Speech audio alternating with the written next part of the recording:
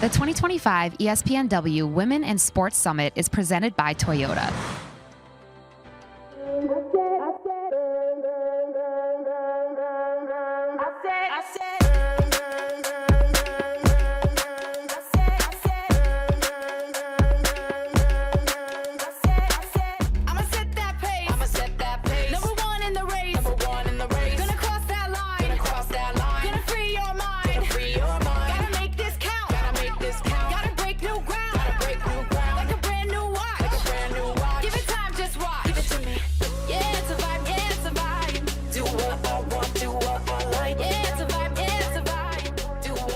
Good morning, good afternoon, wherever you are joining us from. My name is Jess Sims. Welcome back to day 2 of the espnW Women and Sports Summit presented by Toyota. I'm going to give you all the behind-the-scenes looks, and honestly, what is better than the behind-the-scenes right behind me right now? We have 2 deer. I've been staring at them the whole time. They live here. Ojai, California is absolutely stunning, and we're so excited to be bringing this full day of programming. So what you have to look forward to, we're going to have Vibe Check with NiJaree, Canady, and as well as Madisen Skinner. We have Keynote with Golden State Valkyries, Ohema Nianen, and Jess Smith. And we also have tonight performance from Grammy Award-winning artist Maren Morris. We want you to share all of the amazing things that you are loving at home with us on socials. So make sure you use hashtag ESPNW Summit.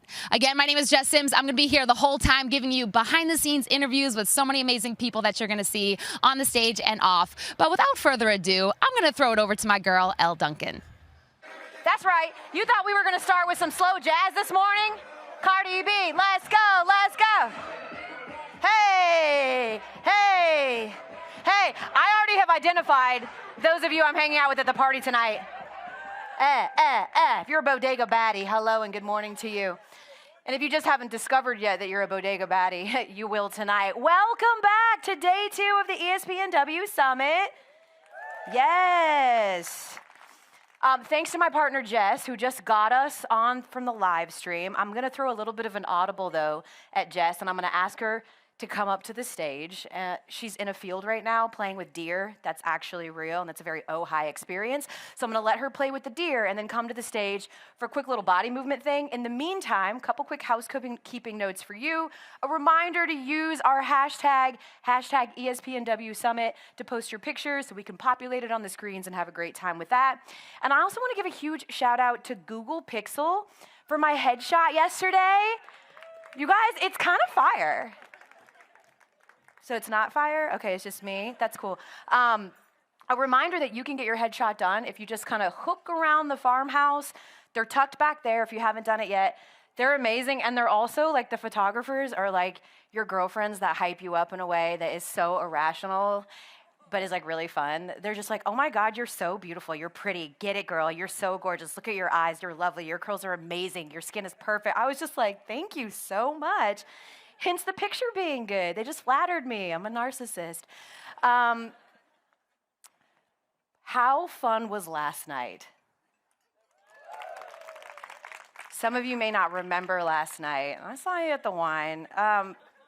So if you don't remember last night, let's take a look back at day 1, the Summit in 60 Seconds presented by Toyota.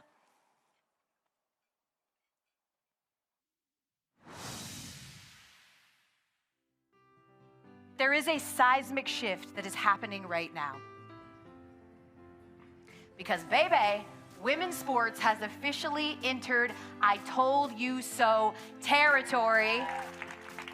If you're trying to be a leader or mentor, you have to do things that's uncomfortable. So I can't tell the girls to do something and I'm not doing it. So I got to do what I got to do.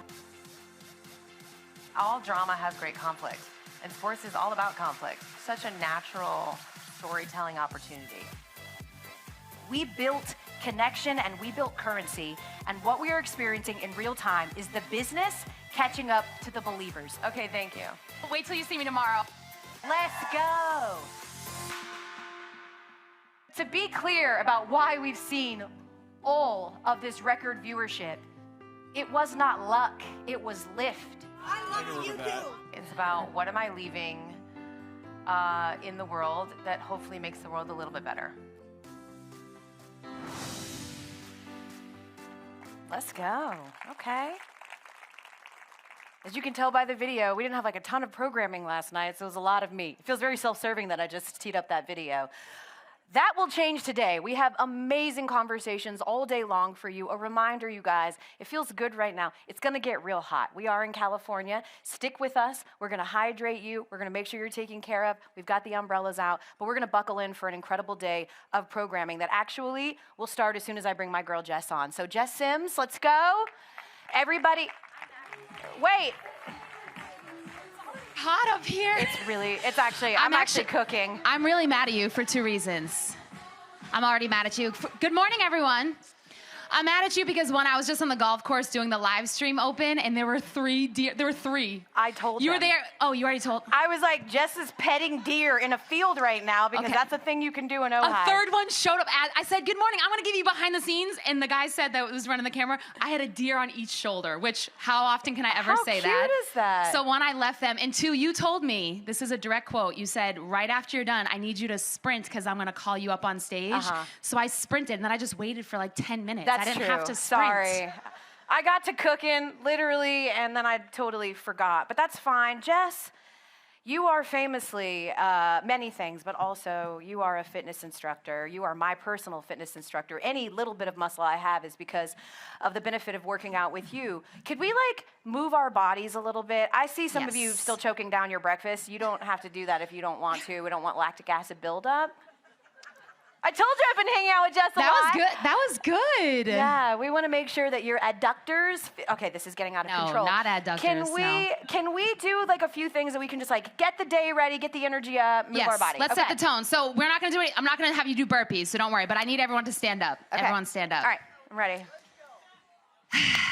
Well, this is something that's very important. I start every single class with this, every single class without fail. So this is very important to me because just take a look around. Like, we are in one of the most beautiful places in the entire world, surrounded by badass women and men that are doing huge things in whatever field that they're in. So we're going to start off just by grounding ourselves. So we're going to take 3 breaths. So first, inhale in through the nose, shoulders up towards the ears, arms up above the head.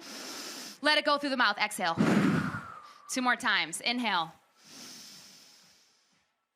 Wait, do your line about all your worries, your struggles, Let it your go. pains. Okay, there we go. Stop it. That's my I'm sorry, my bad. Damn it, Okay, I'm Elle. excited. Last one. This is the most important one, and it's slow, so build with me. We all have stresses, worries, concerns, anxieties, judgments, expectations, pressures, comparisons, projections, grief, and miscellaneous toxicity. Hold them up here, hold them up here. We all have them. And then one huge exhale out through the mouth, let it go. We have to take care of ourselves through all of those things, not after, because there's always going to have one of those that exists. So, yes, that was it. That was amazing. That was it. I wasn't going to do anything too bad. And by the way, a reminder, as my good friend Jess Sims always says, you don't have to, you get to. Let's Amen. go. Make some Amen. noise for my girl Jess Sims. Thank you, babe. If for some reason you've never worked out with her on Peloton, you should do it because there's all kinds of those like incredible pearls of wisdom, and also she kicks your ass, which is why you're there. All right, are you guys ready for our programming to begin? We're gonna start by talking about AUSL. Where are my softball girlies at? Let's go, softball girlies. Year 2 of the AUSL, and we have an incredible announcement that we're going to be making as well. But first, we're going to bring up the Executive Vice President of Programming and Acquisitions at ESPN. Please welcome to the stage a Gamecock finest, God, I can't talk, Roz Durant.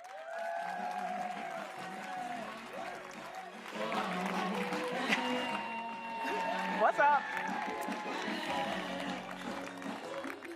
The look on people's face when they hit the stage and like feel the sun, they're just like, God, leave. For real, yeah, I'll take it's it. a lot. It's intense. Our next guest spent more than 3 decades in professional baseball, most recently as the GM of the Miami Marlins. She was the first woman to serve as general manager of a major American men's professional sports team, and then she decided to take her talents to amplify this space. Please help me welcome to the stage the Commissioner of the Athletes Unlimited Softball League, Kim Ng. Woo! Come, Kim. Oh, okay. How we Feeling doing? it? How we doing? Did you choose this, Kim? This is A Kim's walk-up walk-up song. Let's walk-up go. song. Where we You going? better lose yourself. Oh, we can sit. Okay. Not on the Google phone. I won't do that. Okay, there we go.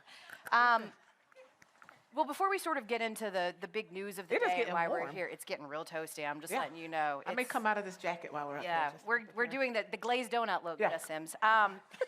Before we get into it, like, how was the inaugural season of AUSL? Oh my gosh, completely amazing. So it's amazing how much has happened in just 1 year when I was up here last year. Let's go from the College World Series, amazing record-breaking viewership, et cetera. We announced through our Golden Tickets program, the brainchild of Sherry Kempf, our Chief Broadcasting Officer, a way to intentionally connect with the college market. And so Jess Mendoza, Jenny Finch, Natasha Watley, and I went out to the colleges and hand gave these golden tickets to our draftees. And we did that intentionally so that we could connect to those college markets with these players in those with their fan bases and their families. So it started off there. Then we went to the Major League Baseball announcement where we announced that they strategically invested in the first time ever in a women's pro sports team league. Love it. And so from there, we then launched into our season, and the metrics were just off the charts for us. $1 million in merchandise. We had 24 sellouts in our championship season. Championship series.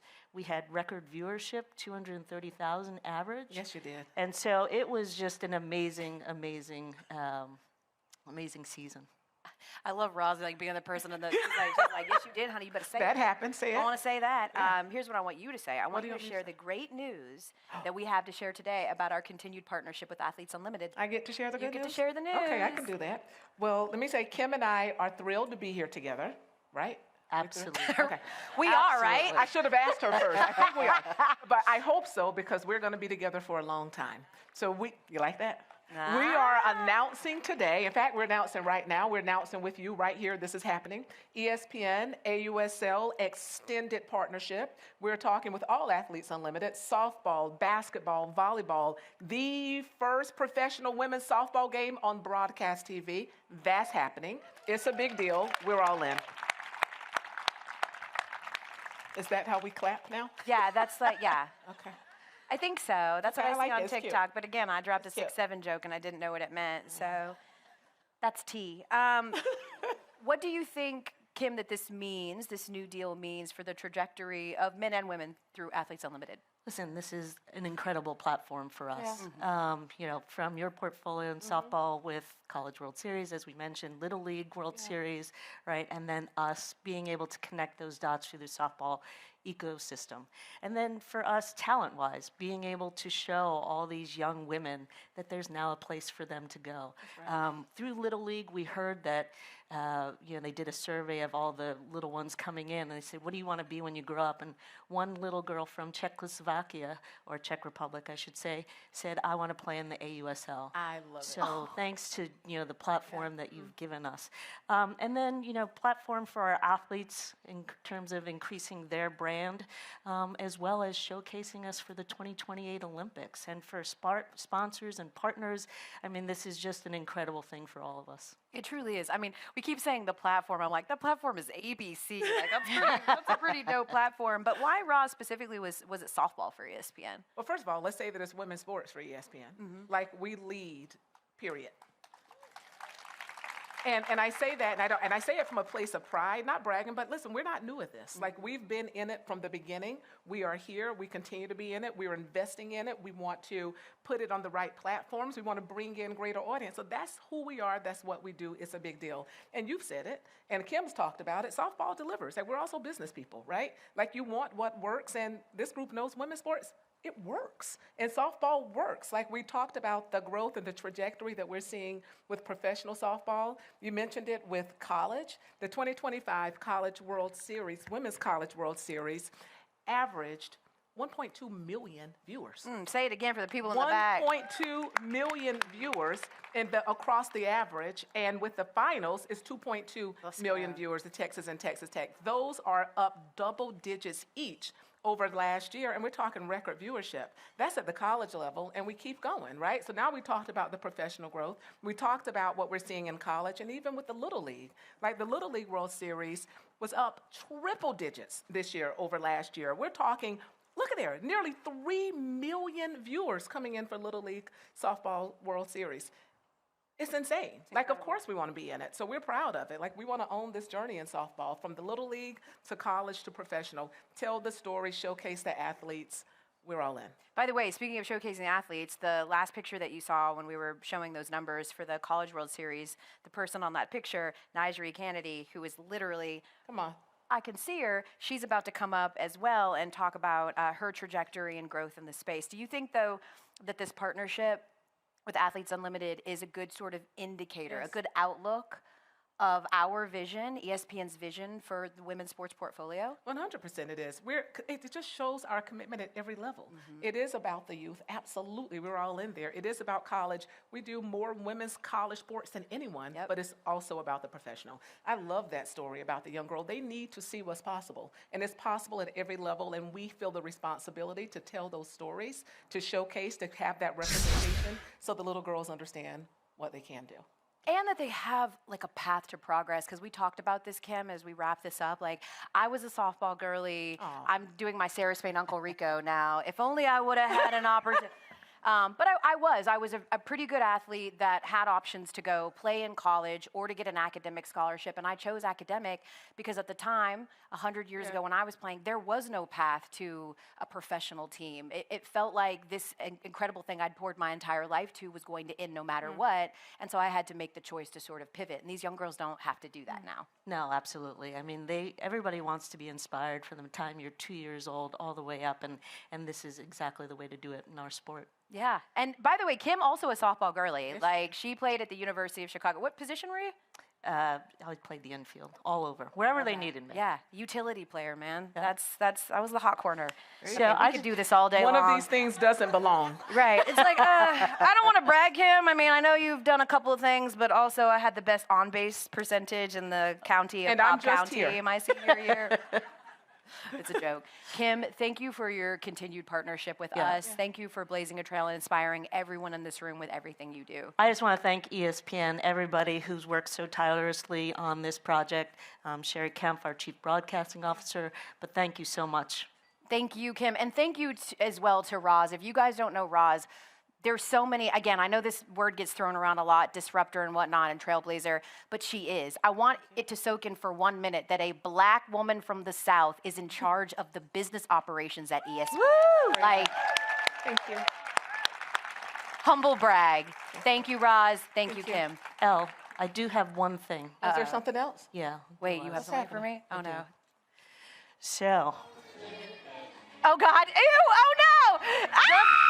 On behalf of AUSL, Y'all we stop want laughing to at my hair. present you with the golden ticket. Oh my God, am I getting drafted into the AUSL? Yes. She's like, no. Thank you. Oh my God, you guys, this is awesome. Do you know how much I have to love you guys to let you put that picture of me up in front of people?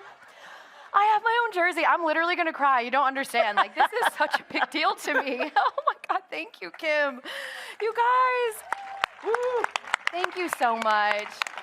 Is it gonna be awkward when I show up at training camp and they're like, no, girl, this was performative. You didn't actually get drafted. Is that gonna be weird? It's cool. Thank you so much, you guys. This is really cool. Oh, thank you. So many fun surprises at the summit. All right, I'm gonna put that to the side.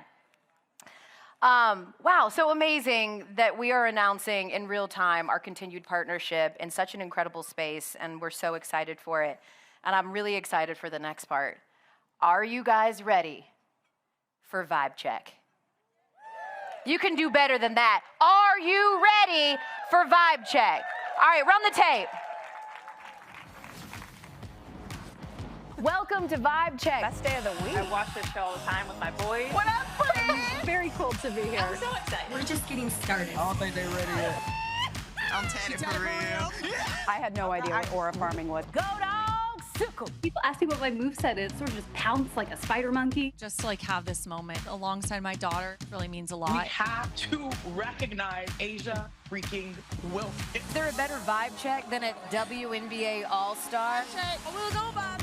Vibe check. The vibe is big vibe. I will be Olympic champion. You heard it here first. Oh my gosh, banger. Like, wow, we're back. The vibes are not great in Kansas City. The expectations were so high, they were trash. Jeremiah Smith is so electric. He's like the closest thing to a human video game. Oh no. So Hannah, maybe you and I could share a little pocket pancake here. Oh my God. It was honestly more joy than anything that turned into tears. You can do a cartwheel, then you can do a round off. Lactose intolerant girl. I love that.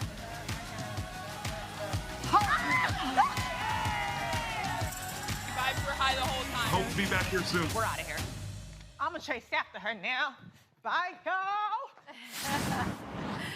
For those of you guys that don't know, Vibe Check is our show that runs on Disney Plus 3 days a week. It is female-centered, it is female-led, and it has an opportunity to showcase the incredible talent at ESPN that, as you saw by the video, are women. And some of those women are here today for us to do a Vibe Check live from Ojai, starting with my girl. There's like a whole bio read here, but all I need to say is that she is the most interesting woman in the world, and we call her our Swiss Army knife. Ladies and gentlemen, Andrea Carter. Really? Oh, did I? Hey, what up, sis? What up, sis? Hi, everyone. I did not check the weather before I packed. Dude. Hi, dude. everyone. Hi, Hey, sis. baby. I was just going to say, you know, they think of everything at this summit, but Rachel, the one thing you guys didn't think about is moving the sun. If you could have moved the sun, Yes. then we would have Would been be great. better.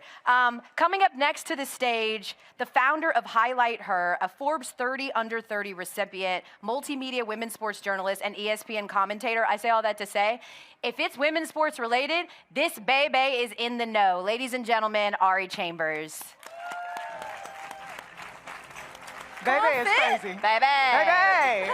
Yeah, we all got work coats. The sun is my op right now. I think everybody thought they were going to be on the East Coast. And finally, there's really no other way to describe this next person than absolute joy in a bottle, which is perfect because that is her middle name. The one, the only, the Stanford Hall of Famer, a former #1 overall pick in the WNBA, and the sheer joy in all of our lives. Chiney Ogwumike, Nigeria! Hey! Keep it cute. She's about to show off the knees. She's supposed to walk in like, hey, y'all, what's up? Y'all good? Calm down. She did this Hey, morning. what's up? Very accurate. Very Hello, accurate. hi, everybody. Are we on this couch? We on the couch? Yeah, we're just kind of spreading around. We're kind of spreading around. We're going to have a guest. Because we have guests. That's crazy. Let's Okay. do Yeah. a little Okay, bit. Yeah, we Maybe can adjust when the guests come because Love the guests that. are coming. But we wanted to get to a few just quick sort of news of the day type of topics when it comes to women's sports. Is there anything that's sort of in your purview right now that you're excited to chat about in the world of women? Why is everyone looking at me first? Yeah. It's all good. You know why? Because the WNBA stays in headlines. Yes. Rightfully so. You know, I always tell people we're not new to this, we're true to this. And I say we because no matter if you're still playing, we still say it's a family, it's a sisterhood. So I know that there's news, the WNBA extension being offered, right, to the Players Association. Because the current CBA was supposed to run out Friday, Halloween. The 31st, very spooky. But my thought is this. One, for context, I was on the Players Association, the executive committee, when I last was in the league. My older sister, Ogwumike, a straight up badass, is the president of the Players Association, and I've been so proud of her leadership. But in my personal lived experience, I don't talk to my sis. She always tells me, Chiney, don't worry, I don't tell you because it's plausible deniability. Like, she's handling her biz, and I'm so proud of her. But in my experience, the last time there was a CBA, this extension was offered. It was a 2-month type of deadline, so it goes from October to December, and by that time, an agreement was reached. And so this is not abnormal for an extension to be there. I think the only part that is a little unique is the fact of the drama that has led into it. Yeah. You know, Nafisa Collier, her comments were remarkable, spectacular, but also necessary, because you have to have that kind of good trouble to shake things up and understand what's at stake. And so I do think that, I think, Elle, you said it best yesterday, between the Players Association, the players, and the league, maybe not speaking the same language, but they have the same mission, and now it's go time. Well, by the way, that clip of me saying that on Stephen A. Smith, they cut out the part where I said, I was just with my good friend Chiney Ogwumike, who said they want the same thing, but they're not speaking the same language. So I didn't steal that from you, babe. I 100% gave you credit for it, but, you know, social media, they tend to clip things. I do want to ask you, even if it's not abnormal that we don't get a deal done, you know, what's the real deadline? Like, what's the, oh my God, we are at risk of either having to postpone the season or delay the season? Like, is April, like, when are we really starting to get concerned? In my opinion, based off of what I went through with a number of players in the negotiations, it's December 31st. There's 31 days in December, right? Oh, yeah. It's December 31st. Because this is just taking you behind the curtain, because this is a safe space. By that time, we had agreed to most of the most important things. We were just fine-tuning at that point. Okay. There's a fun story. I know you talked to Sue Bird recently about how the WNBA max at that time was told to be around $180,000. And we said, no, $200,000 needs to be the milestone. So in that week or so between December 31st and January 20th, I think when we went on Good Morning America to announce the deal, that's where those numbers were fine-tuned. But everything that was major, paid maternity leave, benefits, facility standards, and on top of compensation, that 2-week wiggle room was when the final touches were put on the deal.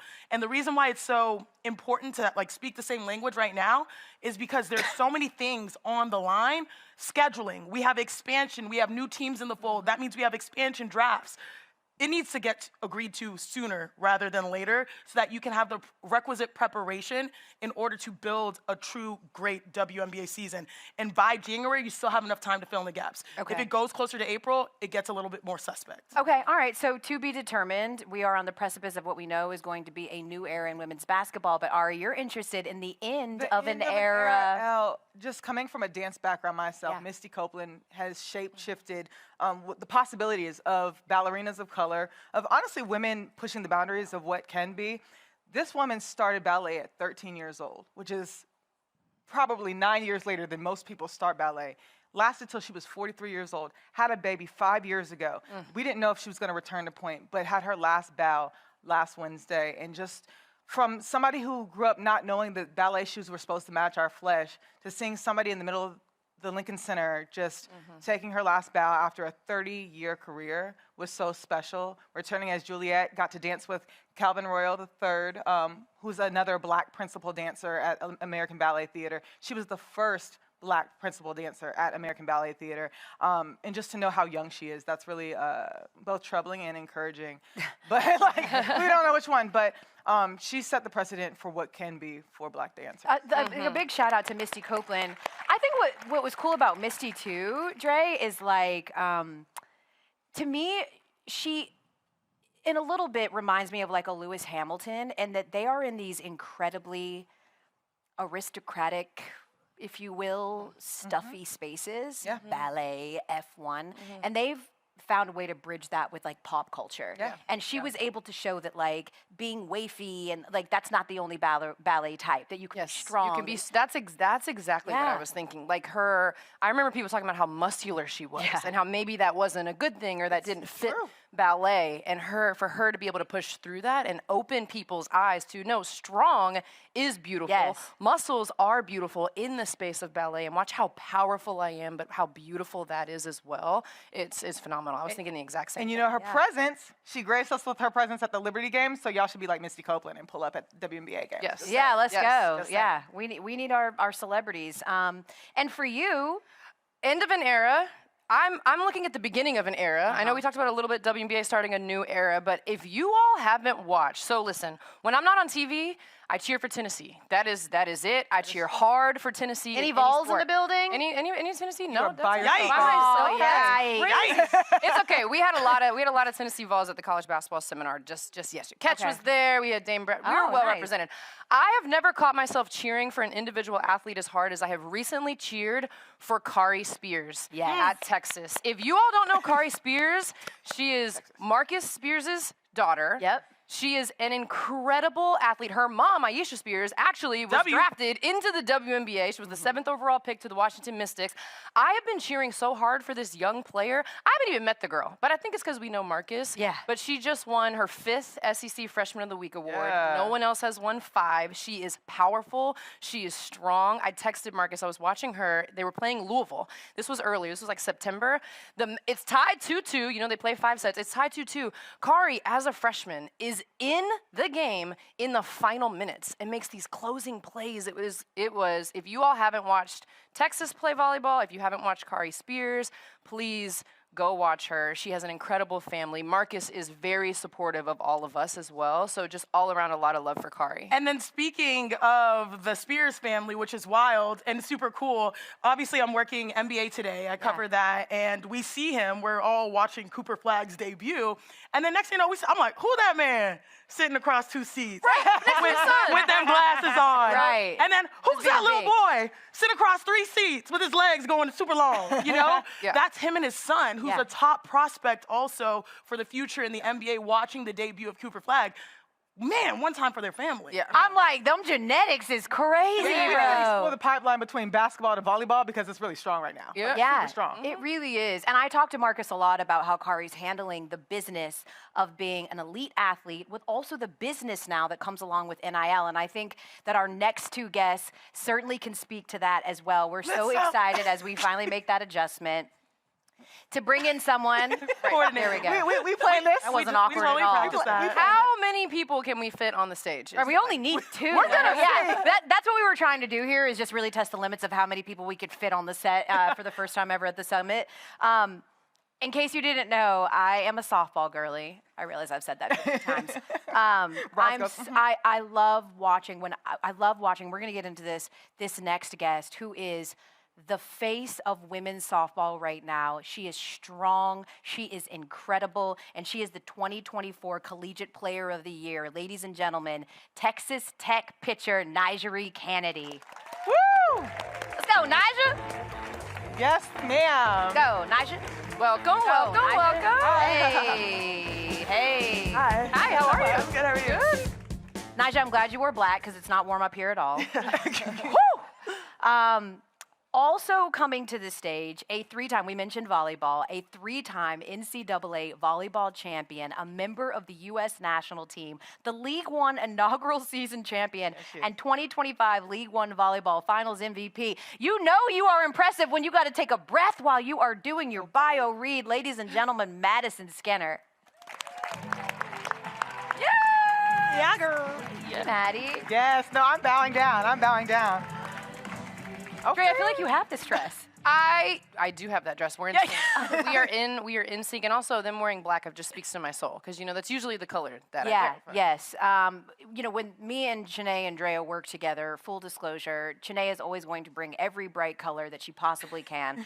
I go back and forth. This is our dark flower. She Ironically. Yes. Ironically. I actually can't. Oh my God. It'll come to you if you didn't get it. Just sit on that. It's for a cultural. minute. Ladies, thank you so much for joining us. I'm looking at Nija's face right now, and she's like, I don't get it. It's fine. It's an inside joke. We tend to do that. Welcome. We're so glad that you're here. Ari, I think you want to start with Nija. Listen, you have been so dominant. It's like I am pleasured to be in the presence of somebody so dominant, and you've been that girl since high school. When did you realize you were next level? Yeah, I feel like there was kind of like two answers to that. So I remember kind of being in high school, and my junior year, I won Gatorade Player of the Year. So that was my first kind of major award. Yes. Light work. So but honestly, once I got to college, I had no clue how I would kind of transfer and just how I would be like in the college space. So I remember asking my catcher at the time. I was a freshman, and I remember straight up asking her if she thought I was good or if I was just gonna get rocked my first game. Like I didn't know. And she said she thought I was good. So I just went with her. She was a junior at the time. She was a really good catcher. So I took her word for it, and then. I remember my first big start was against Georgia my freshman year, and the first big SEC game, and I don't know, I went there and we ended up beating Georgia, so that was my first kind of come to college. We love that, actually. Thank you for that. I was a Georgia fan, so I'm going to say that again. Beat Georgia, did you hear that? Yeah, I heard it. The 3 times she said it. That's cool. No, I love that for you, NiJaree. Please continue. But yeah, I feel like ever since I've just been trying to get better and grow. I feel like ever since I just realized I'm actually really incredibly dominant. I love this question though, because I have little kids, and I'm definitely that mom that likes to ask elite athletes like you, NiJaree, and you, Maddie, when did you know? When did someone identify that you had that extra special thing that would make you elite? What was it for you? I think for me, so fun fact, I say that I didn't start volleyball until I was 15 because I think that's when I actually started trying. But I actually started when I was 11. I did 1 season, absolutely hated it.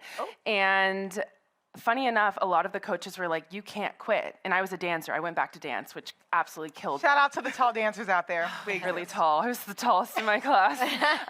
But they were like, you can't quit. And I was like, what do you mean I can't quit? I'm awful. And they're like, no, you have potential. But at that time, I was like, no, this is not for me. I'm more of a expressive, contemporary girly. So then I ended up quitting, went back to dance for a couple years, and then whenever I came back 15th year, I was still awful, and that's a big year for club, and so they actually put me on the top team. I don't think that I deserved it, but again, they saw potential in me, and they're like, you probably won't start, but we're gonna train you, and you're a sponge, so just be open to learning as much as you can, and so that was kind of my start, and I was like, oh my gosh, they believe in me, and that kind of gave me the confidence in myself just to know that I was capable of something great. Quickly, Maddie, the dance to all the rest of the sports pipeline is really strong too, because Asia Wilson was a ballerina, you took dance. What are the transferable skills there? I think some of the transferable skills would just be body control. I feel like for the first few years of me playing, people were like, you're so graceful. And I'm like, thank you. But I mean, I've been dancing since I was 2. So never got into hip hop or the funk or anything, but was more ballet and contemporary. But I think just the body control and being aware of myself was really helpful. Does gymnastics count? Because that was my first sport. Yes, does that count as it? Yeah, I was kicked out of gymnastics very quickly because you guys know the uneven bars? Oh, Lord. So I used to try to do it, and I was like, why can't I ever make it over? It's because my legs were so long, my butt would hit the floor, and I would never make it over. I never got the traction. Never got the traction. You talked about transferable skills. I actually want to go back to you, NiJaree, because I am a Stanford grad. Why? The pain, the transfer, but it was the right decision for you. Signing a 7-figure deal and becoming the face again of the sport. And so we can't even be mad at that, us Stanford folks, because we love to see you shine. There are things that are bigger than just one individual, but you represent so much. How do you handle being at the peak after making such headlines? Yeah, it was definitely hard. I feel like just all of the media attention and stuff that comes with that. I remember it was a lot at first. Again, it's good for the sport, but I feel like being the individual, it's obviously different just because that spotlight kind of turns to you. But I feel like something I really tried to do is just remember why I started playing softball. It wasn't for the deals in NIL. It was just because I loved playing the sport and I loved just competing. So, of course, everything else is just bonuses, but again, I started playing softball just because I loved playing and I loved competing. And I'm also curious, because you guys have been at the center of major moments, is there something that you do before you go out there and compete? For me, I say the Serenity Prayer, and I do the weirdest thing, you guys. Oh, Lord. I do the sign of the cross, and then I shoot. I'm like, what is that combo? What is that combo? But I do it before I go on air, and I didn't do it when I was playing. But is there something that sort of gives you your peace before you go out there, both of you? Yeah, something I do with my catcher actually.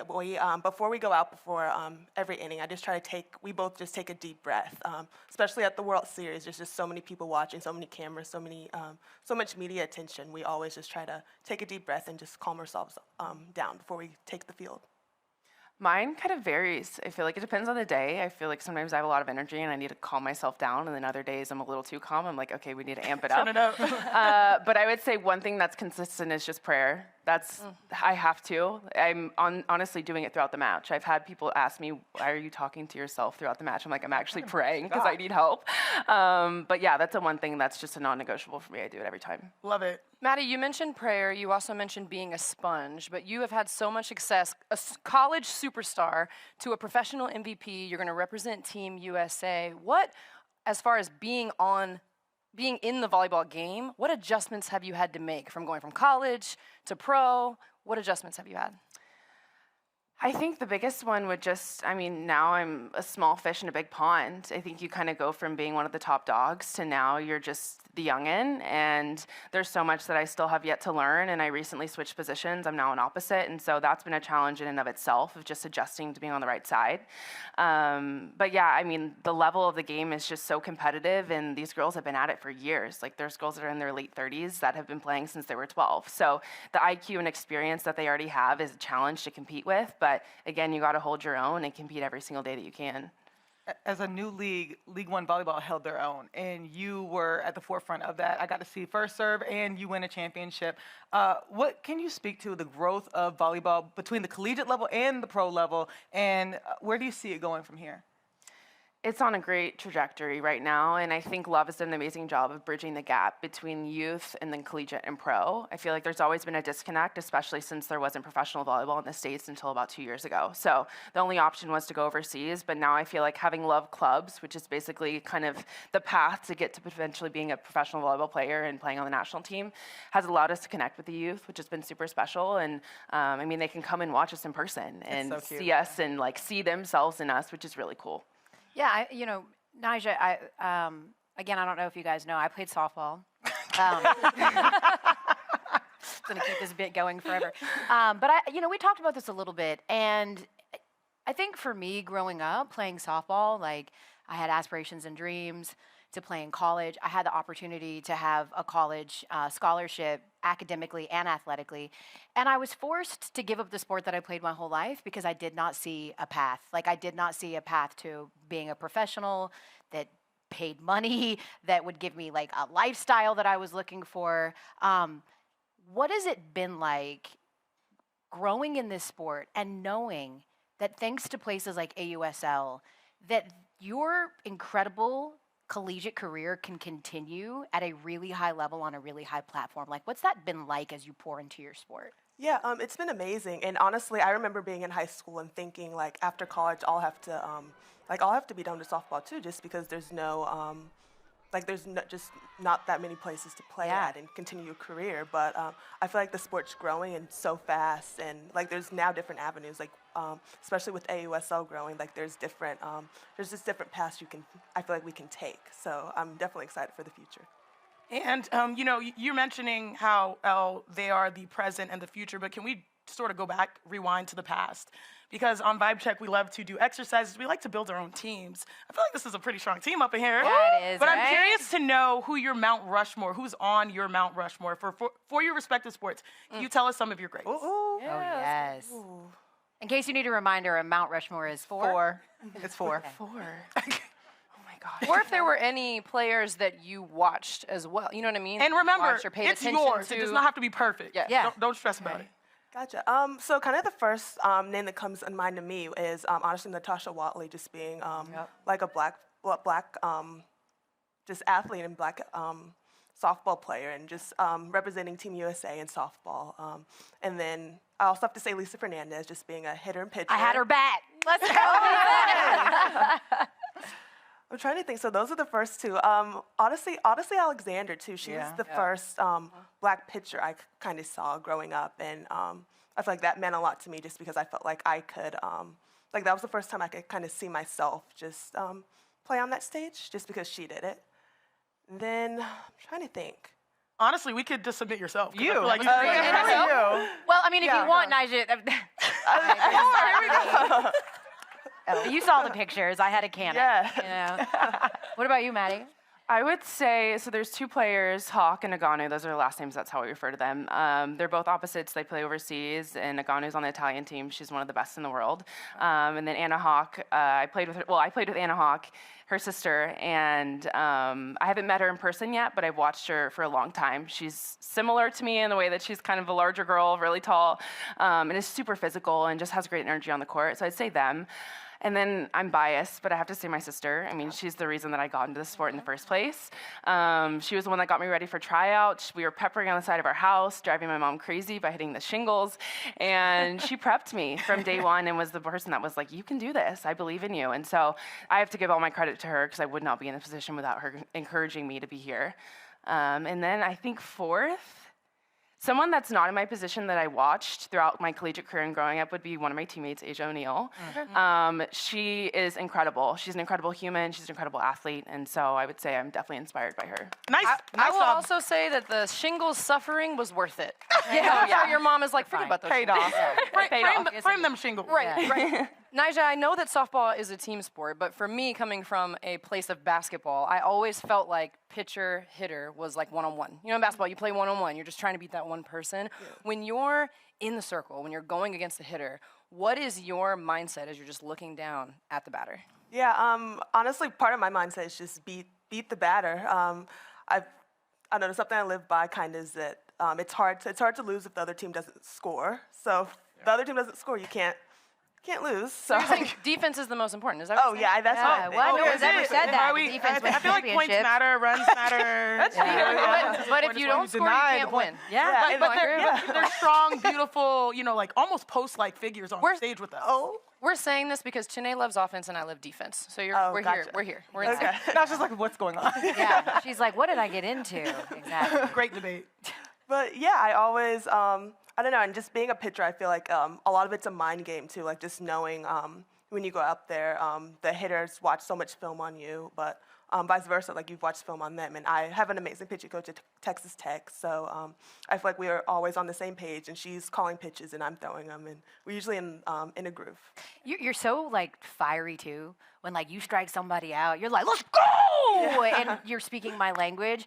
I wonder, like, what that reception like is like at times though. Like do you feel empowered to truly be yourself and emotional and all those things? Because we hear, women athletes talk about that all the time.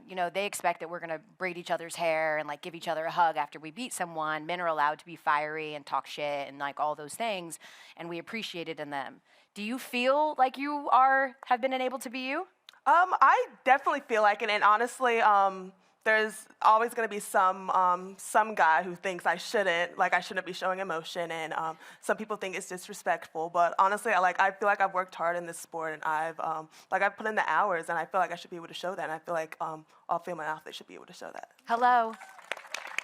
Now, as Elle is a softball player, I guess that means I'm a volleyball player, which I did play volleyball too. So I do know the dynamics of it and how you reset after every possession. And there's something within the power of that reset. How are you able to bounce back each play? How are you able to bounce back when maybe things aren't going well for you? And you said you switched positions, so how are you able to readjust the way you do? Honestly, my teammates. I feel like I'm super fortunate to be on a team now where I have played with a lot of the girls in the past, at least 5 of them I played collegiately with. So we have that connection. They know what I need. I know what they need in those moments. And so I feel like I can just give them a look and they're there for me instantly. And I feel like that's what gets me through a lot of it. Like I mentioned, my faith is also a go-to thing. I mean, I'm praying throughout the match. I'm having good self-talk and trying to speak to myself in a way that would be encouraging and uplifting. But I think just having confidence in myself and knowing that every single time I touch the ball, it's something to learn from. And whether it's a great touch or a horrible touch, I'm like, okay, I can take something away from that and try to be better the next play. Beautiful. I'm so impressed by you both, and I know we're talking about our high school and junior high resumes. I played volleyball too, but not at your level. Not at your level. Because I was a middle blocker. Yes. I don't know. Sport comes down to seconds. It comes down to inches. And I was a middle blocker. I was like, which side? Left, right, left, right. Lord. Prayer. You know what I mean? but that is your superpower, your talent. But I'm curious, in your own opinion, for me, I feel like when I go on set, now that I've transitioned out of sport, I'm going to be prepared, but I'm also going to bring joy and I'm going to bring facts and figures because as women, they can't argue with those things. But in sport, each one of you have something that makes you truly special. I'm curious to know what you think your superpower is when you are on the court, on the field. I think my superpower would just be my emotional stability.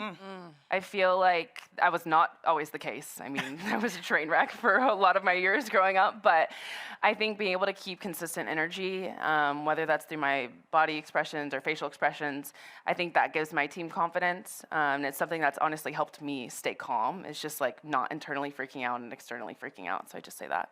And NiJaree, I love because you get so locked in. It almost feels like you go into the zone, like everything freezes and you just are in your element. What would you think your superpower is? Yeah, I'd say the same thing, just being able to kind of zone in, especially, I feel like being a pitcher, like you're in that circle, it can feel like isolating at times just because everyone's kind of watching you. So I feel like I've just been able to, and it's taken some time, and I feel like I'm better at it now that I'm a senior. But I feel like just being able to lock into the catcher and just really locking on the zone. Wait, I want to turn that question on y'all too, Nay and Ari and Dre. What do you think your superpower is? I can manufacture energy via way of caffeine and just sheer will. So just walking into rooms and be like, "What's that, Bokies?" and making people smile. I love that. Janae, you got one? Yeah, sure, I'll go. Oftentimes, and I think this is a great platform to have this discussion, we're in rooms where we typically are the visionaries. My agent, Allison, and I talk about Elaine Weltroff. Y'all are matching. That's very cute. It was accident. Elaine Weltroff wrote a book called More Than Enough, and she talked about being the first, the only, the different. I feel like that's something that we can all relate to on this stage. And sometimes your superpower is not something that is super flashy, and I want people to understand that because when I'm at a desk, I'm sitting next to, more often than not, Kendrick Perkins, who gives the loudest and the hottest take, Malika Andrews, who's so perfectly composed and put together, Richard Jefferson, who can make you laugh, and I sort of keep the show on the roads. And I do think that being a great teammate in spaces can be valuable. It doesn't have to be the person that scores. It can be the person that can keep everyone together and help elevate the group. And I do think in the spaces that I'm in, I kind of look to being that chemistry piece. What about you, Dre? I think it's hard. Not that it's hard to pick one, but I was going back and forth because I do think my superpower is to prepare. Like to prepare whatever I'm going into, whatever assignment that it is, whatever sport that it is, being that I've covered every single sport on ESPN. Including softball and volleyball. Including softball and volleyball, including beach volleyball, learning all new terminology, running all in the sand. So I do think preparing and being prepared and doing whatever it takes to feel prepared, because that gives me my confidence. So that, but then something that I think comes naturally to me is connecting to others. So like my natural superpower, because preparing is something that you do, right? It's more tactile. So my natural superpower, I would say, is whoever I'm talking to, I hope that they feel like they are very important to me, because they are, and making them feel seen, making them feel heard, making them feel understood, and then trying to convey my point, whether it's analysis and X's and O's or whatever I'm trying to convey, making sure that that connects and that lands. So I would say preparation, but also connection. I think what's consistent about everybody up here, outside of being the first and only for a lot of situations, is that we are able to convince people of our passion and materialize it in a way that can be transformative in the space, whatever space. Like I look at Elle, I'm like, there's nobody who has better transitions and better puns. Like Dre, she can watch film like that and turn it over. Chiney, the energy of the world. NiJaree makes me want to ask for my worth all the time. And Maddie, just the best volleyball player I've witnessed. And so it's just an ability to harness that passion in your skill set and make people better around you. That's interesting. Yeah, I was going to. What's your superpower? Now. We need to know. Yeah, well, I mean, obviously my skills on a softball field. Oh my God! The funny thing is, I'm never gonna have to prove any of this to you, which is great. We gotta get you. I know. NiJaree, we will. Listen, can we go? Can we do it? She's setting you up, NiJaree. She's like, I'm ready. Let's test them. I'll play a little catch with you. No, you know what? You hit it on it a little bit, Drea. I think that I'd like to believe that my superpower is that of connection. I walk into a room, I figure out what it needs, and I try to provide it. I sit down for an interview, I try to figure out what the other person needs, and I try to provide it. Like I am at my absolute best when I am in service of others. And so whatever that looks like on a desk or in a room, I'm going to bring my speaker everywhere I go, whether you want it or not. I'm going to assault you with music.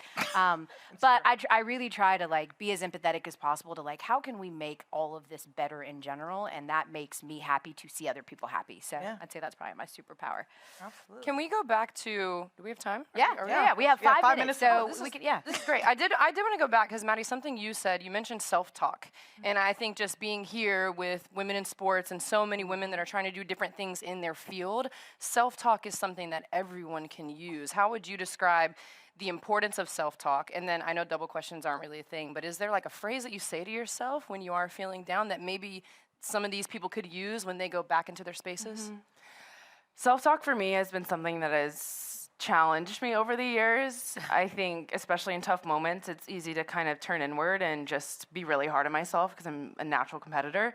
I think something that I say to myself often would just be, you're capable, or, I mean, just simple phrases like, you're strong, you're independent, you can do this, like you're powerful. Those are like the quick kind of cues that I'll use, but also sometimes I'll try to be a little bit more tangible and just be like, you've done this specific skill 100 times before, you're capable of doing it again. And I'm very much like I learn by observing, and so watching my other teammates do certain things has been super helpful, but I try to break it down as much as I can, something physically that I can hold on to, and then also just a little encouragement on the side. And NiJaree, when I look at you and the landscape of you as a collegiate athlete, knowing what you're worth, and Chiney mentioned this with the WNBA players and a little bit about you pushing for your value with the transfer as well. How do you step into rooms and know that you're worth that? Yeah, honestly, I feel I owe a lot of, I feel like gratitude to my parents. I feel like they really pushed me to kind of see my value when I didn't see it in myself. So definitely, I feel like it took me a while to see it, especially with the deal. Like there were times where I didn't know if I was worth it or not. But honestly, just all credit to them. I feel like they, I owe them a lot of gratitude, just seeing that within me. This is so unfair. I feel like auntie because the kids are all right. I know you're grown women, but you're all right. And what I take from both of you is talking to yourself. You're way more classy than me. I got like Meg Thee Stallion going, I'm that bitch. You know, in the mirror. Like I play that song when I'm walking to studio, or even talking about meditation, taking a breath. As someone who brings a lot of energy, Ari can relate to this. Just taking a breath to ground yourself before you do something is super, super powerful. I just lastly want to ask you both, where do you envision the future of sport? Because I do believe that we are at the seminal moment in our history. I always talk to my older sister, Neka, and I said, I can't believe like we're existing in the point that we dreamt about that we didn't think was possible. And you both are at the center of it and thriving. So what excites you the most about the future? Do you want me to go? Yeah. Well, not to brag, but volleyball is now the #1 participating sport for young girls. We've surpassed basketball, finally. So that in and of itself is super exciting for me. I have 2 younger sisters. One of them is a sophomore in high school, and she plays. And so to see her grow up with so many incredible athletes to look up to is incredible, and we're constantly trying to push the boundaries and excel in any way that we can, and also establish ourselves outside of the sport, because that's so important as well. But I think just the incredible girls that are within our sport specifically, and the character that they have, and the energy and the positivity that they just bring to life is super special. So I'm just excited to see girls continue to thrive and challenge themselves and just be the best version of themselves. We like competition, basketball, volleyball, we like competition. Sorry. It's not over. It's not over. Yeah, I feel like softball's been growing so fast also. I mean, softball's back in the Olympics in 2028, and I feel like that's bringing so much attention. Yeah, and also just the new leagues that are opening in the United States. I mean, in the past, I feel like players have had to go overseas to Japan and then just other countries to play softball. But now, after college, we just have these spaces where we can continue to play like within the United States. So it's just so fun to watch. Okay, but you guys are multifaceted. So we have like a minute left, and we're going to do a quick vibe check to end the show. I just have to ask you, apart from your sport, how do you find joy? What gives you joy? Yeah, I've personally just been trying to read my Bible more and just grow into my faith. So that kind of gives me like peace outside of softball that I've enjoyed. I would say family and friends for sure. I play in Austin. I'm from right outside of Houston, and I have 4 younger siblings and an older sister. And so to have them be in my circle and to be able to go home on the weekends and visit them has been super special and has kept me grounded. And then just, I love arts and crafts. I love doing like fun girly stuff. I've been bedazzling things for my boyfriend's games. So little things like that bring me a lot of joy too. By the way, we have a similarity too. I also, before I do TV, I say a prayer. My prayer sort of looks like, please God, don't fuck this up. I don't want to do that. But yeah, alas, that's where we are. You ready to end this? Let's tell you, you still have a job. You've been doing great, sweetie. I've been doing all right. I put my foot in my mouth quite a bit, but that's fine. It tastes good. We're gonna end. Please. I wouldn't actually know that, you guys. I don't even think I could do that. Could I? No, we're gonna figure that out later. Lightning round. All right. All right. Fun off the top. Here we go. Let's go. This is for you, NiJaree. Higher pressure situation. You're pitching, bases loaded, no outs, or you're at the plate, bases loaded, 2 outs. You need to get a hit to win. Ooh, I think hitting. Yeah? Yeah, I think hitting. I don't know. I feel like hitting's harder than pitching personally. Yeah, but you're also like really good at both. All right. Next. All right, listen. I know you like to meditate and be graceful and all of that, but you have to get hyped sometimes. So what's your go-to hype song?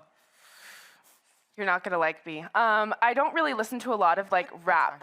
I didn't say it had to be rap. What Pop speaks to you? or crazy uplifting things. Oh my gosh. I love like stuff like Rather Be. That's like that's really hype. puts me in a good headspace. It doesn't make me too aggressive, but also like gives me good hype. vibes. I didn't say rap, man. I know. Well, I was thinking of how I listen to like worship and classical music before I play, so you're probably like, I love that. That's fine. I love that. I it's do a that in my balance. life. It's a balance. Yeah, we need balance. Okay, you've just won a big game, both of you. Post-game meal, where are you going? What are you doing to celebrate? What's a cheat meal? Ooh, I love canes, Raising Canes with Texas sweet tea. That's fire. Okay. Last one here, and you both get to brag a little bit. Your favorite highlight of yourself, or favorite moment that you've been a part of. I like the highlight. I want to say for me, it was when we beat Florida State in super regionals, and it's hard to play at Florida State. I feel like the crowd gets into it. It was a big softball game, and I want to say there was a runner on second, 2 outs, and actually the clip's been playing, but I ended up striking up the batter, and you could just hear the whole crowd go silent. And Yes, that's the best when you're playing away and the whole crowd goes silent. And of course, you only hear there's just a couple screams because we had a couple fans there. But I just remember, I don't know, I got really excited then. I took off my mask and I was yelling. So definitely that. I love it. It's so hard to pinpoint a moment. I think the one that comes to mind would just be the championship from this past season in Love. That final ball dropping, I ended up blocking the ball and just was able to turn to my team and celebrate. And so to have that championship win as the first inaugural season of Love was super special. And then, just like I said, the girls that were part of that team that year, and we did not have the best record, the girls that were part of that team had worked so hard the whole season, so that was really rewarding. The cool part is you guys have such a long resume of incredible accolades and accomplishments, and you're just getting started. Crazy. Ladies and gentlemen, I think he's still here, the one. Just a Make some singular one noise. right here. Holding it There down. he is Shout out for to you, our King. incredible guest. Thank you so much, NiJaree. Thank you so much, Maddie. You guys are Thank amazing. you. We look forward to watching so much more. And thank you again to Chiney Ogwumike, to my girl, Ari Chambers, and to the incomparable Andrea Carter. This has been an episode of Vibe Check. We love you so much. This has been super fun. And now we have realized, Rachel, unfortunately, that you can, in fact, fit 6 people on stage. And so, thank you. Yeah, this is the time where the Sandman music. I actually was regretting standing because... Am I wet? Am I wet? Am I wet? You guys, I did not pee myself. I feel like I should say that. Am I wet? Yeah. Yeah. Oh, so do the rest of it like this? Is that more awkward or less awkward? You guys, I thought this would be breathable. Oh, I'm sweating too. Oh my God, it literally looks like I wet my pants. It's fine. Just use a note card. Oh, let's be real. I'll just stand in the front.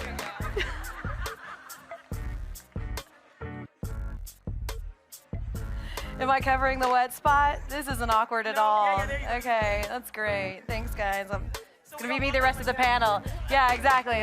Thank you. All right. To lead our next panel. How amazing was that, by the way? I mean, Man, the future is bright. Shanae is right. The kids are all right. Let me get all my stuff in preparation for Hannah coming out. She is an award-winning journalist, producer, director, published author, and has co-hosted marquee sports events, including Wimbledon and the U.S. Open and the NBA Finals and the Super Bowl and the College Football Playoff National Championship. And when she has time, apart from work, she is an incredible mother to her 3 daughters. Please, ladies and gentlemen, make some noise for Hannah Storm. Hey, Hannah Banana. Talking about with your shorts. Oh my God. I love that Hannah's like, I'm not gonna lie to you, you look like you peed your pants. There we go, guys, thank you. I love you. Thanks, Hannah. Oh, I love the Charlie XCX. Oh yeah, thanks for that. thanks. She's my favorite. You guys, I'm really excited for this. We're gonna talk courtesy of Eli Lilly right now. And yes, Lilly has this amazing breast cancer campaign, and I'm sure because you guys have been at a lot of women's sporting events, you've seen some of this as they are looking to raise awareness for the important message of early detection, and that when breast cancer is detected early, as mine was 2 years ago, and when it's localized, the 5-year survival rate is 99%. So, yeah, we all love numbers, so they've keyed on the number 99. Joining me are 3 women who can speak to the importance of this, and we start with head coach of the Gonzaga women's basketball team since 2014, having spent nearly a decade on the staff. Lisa Fortier has taken that program to new heights. She is the only coach in program history to have 20 win seasons, 10 of them in her first 11 years. Amazing. Please welcome Lisa to the stage.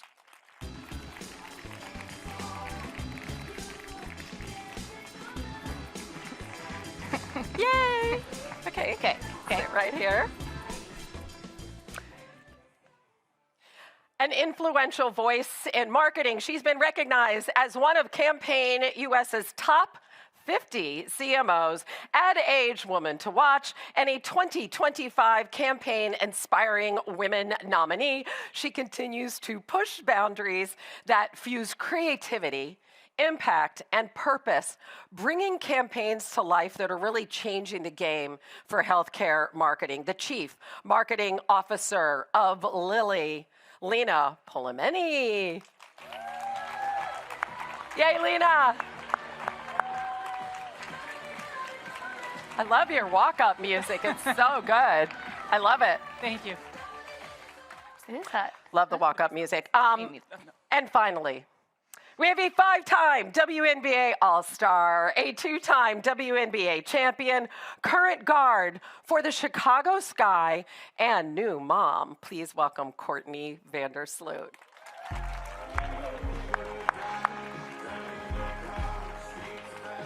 I like it. I like it. You like your walk-up song? Yes, I do. Really good. I do. Great music, great guests, great panel. Thank you guys for being here. Lina, you could go a lot of ways, right, with your marketing campaigns. And when you think of a company like Eli Lilly, what was your vision in terms of how to incorporate women's sports to get the messages that you want to get across? Yeah. Well, first of all, it's amazing to be here, surrounded by so many powerful women and such a great crowd and great events. So thank you for having me.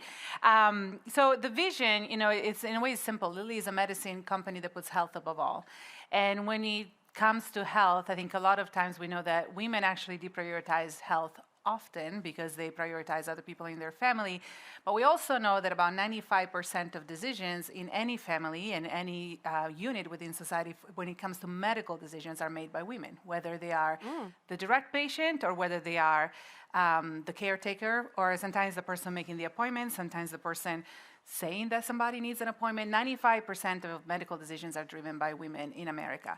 And so on one hand, I think Lilly positioning of being a company that puts health above everything else helped us, always helps us guide our campaigns. But specifically for women and women's sports, we know not just the influence of women, but also the importance when it comes to changing culture and changing beliefs as it relates to health. And so for that reason, we are very focused not just on health, in general, but also making sure that when it comes to decision making and understanding the impact that proactive health habits can have towards prevention and towards your health overall, that we speak to women directly, especially, and we elevate the conversation with women.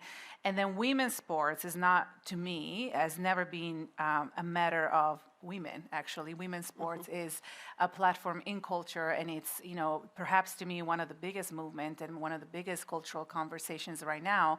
And one of the objectives that I have for not just the campaign, but the brand of Lilly as a totality is to put the brand in culture. I'm a big believer that health conversations should not be relegated to health verticals. Like, you shouldn't talk about health when you're sick only, and you shouldn't talk about health when you are, in a health marketing vertical. Health and life go in the same sentence for me. And so that was really the purpose of joining big cultural platform, and women's sports being one of them. And we're not just talking about ad campaigns. We're talking about like unbelievably tangible activations. There are barriers to access, I know, that some of you know, in terms of just women being able to get a mammogram, right? Get their yearly screening. And that's something else that you've done is go into like the women's Final Four, the WNBA All-Star Game, and literally try to break those barriers down. Yes, that's been also a guiding light in terms, to your point. There's an ad component, and then there's a brand action that we want to bring in reality and in your life. So that is a campaign that we partnered with you, Hannah, on, and with you, Lisa, as well. And is one of them I'm extremely proud of, because it really does all of that. So there's a ad component, a film component called Hands, that talks about the experience of a woman going through her day-to-day life, her day-to-day activities, and as part of that, while she's tending to her kids and her work, there's a scene in which she finds a lump in the shower and then, goes to the doctor. That was kind of the overarching campaign.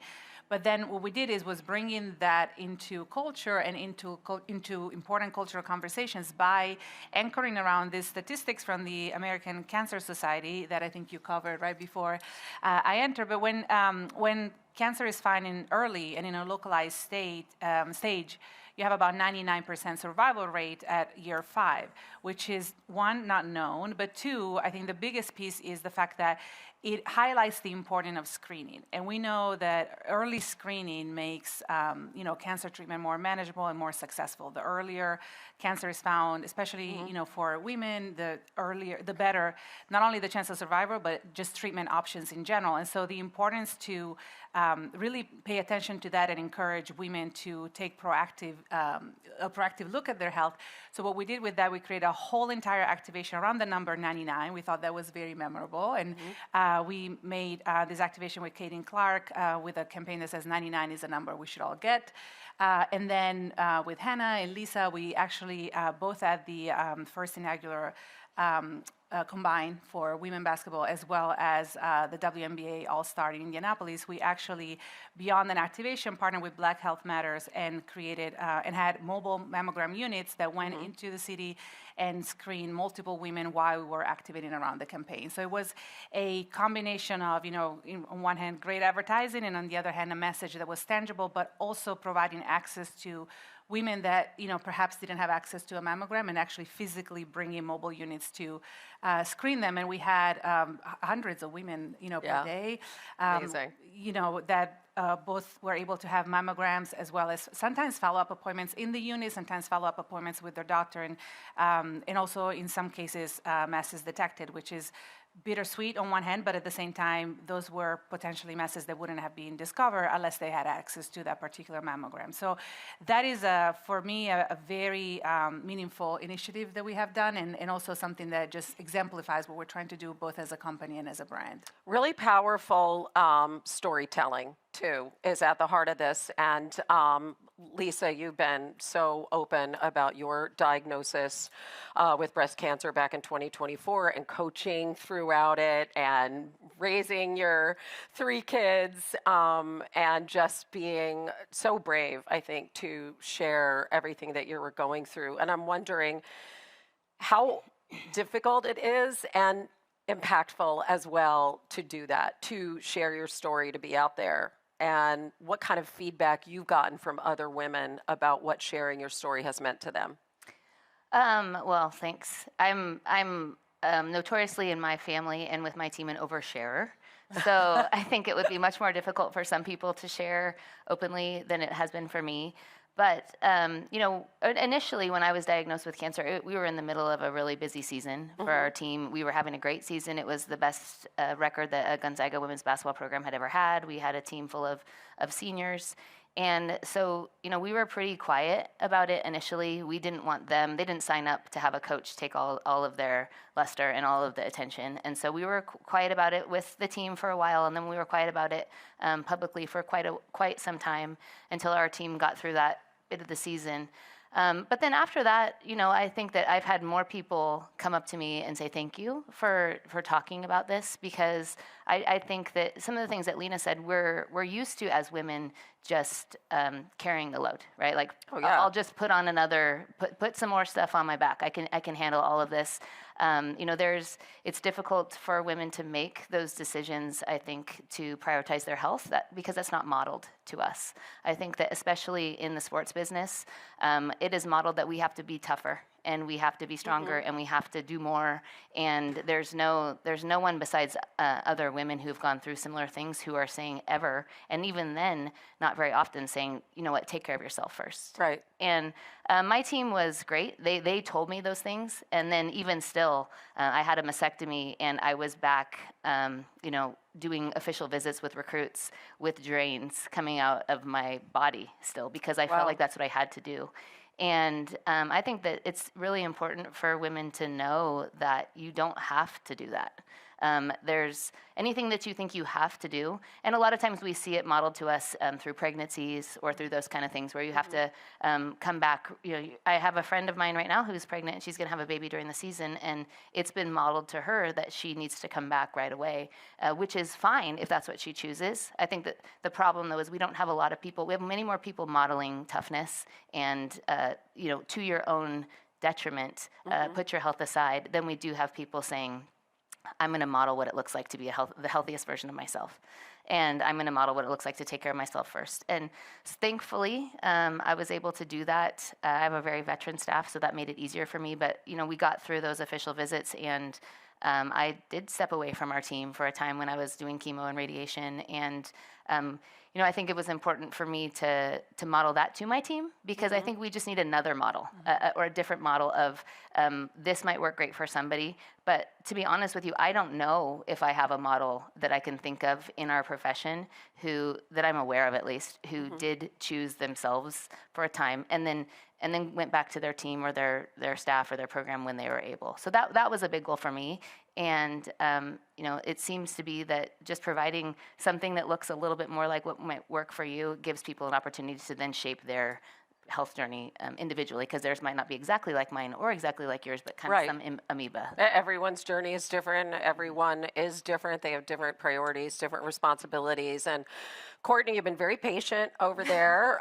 You're still hanging with us in the sunshine. Courtney lost her mom to multiple myeloma, and her mom had a 2-year cancer journey, and you took time too and made decisions to support your mom during her journey, and you've made a really conscious decision to share your very personal story as well. Can you just speak to that and to your power as an athlete to get the messages that you want to get across? Yeah, I think for me, my mom showed up for me my whole life. She was my number one fan. And so when that time came, it was an easy decision for me that I was going to show up for her when she needed me. I remember when she was diagnosed, me and my family, we were lost. We had no idea. We had never heard of this disease. We didn't know what our next steps were going to be.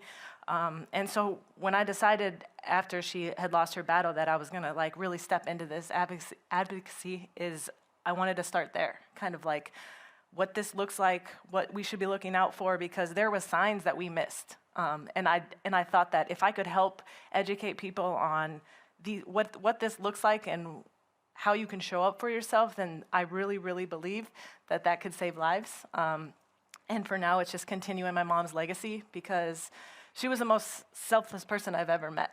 She instilled that in me young. It was always others before herself.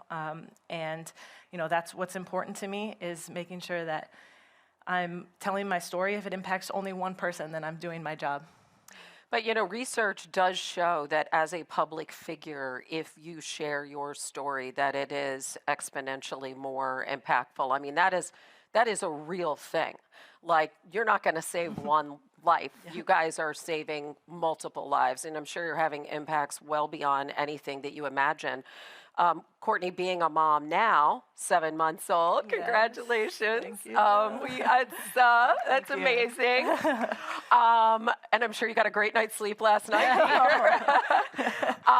As a mom now, what do you think about, and we all have daughters on this stage, about sort of the future and what you want that to look like in terms of awareness of taking care of yourself and going through the screening and really take advantage of all the technology and all the research that's available? Yeah, I think that's really important, and it's obviously, I learned it the hard way, and I think that, as a mom, that will be something that's like very talked about, spoken in our household, and just educating her from a very young age, and knowing that it's okay to talk about, it's okay to live with, and I think that's kind of where I'm going.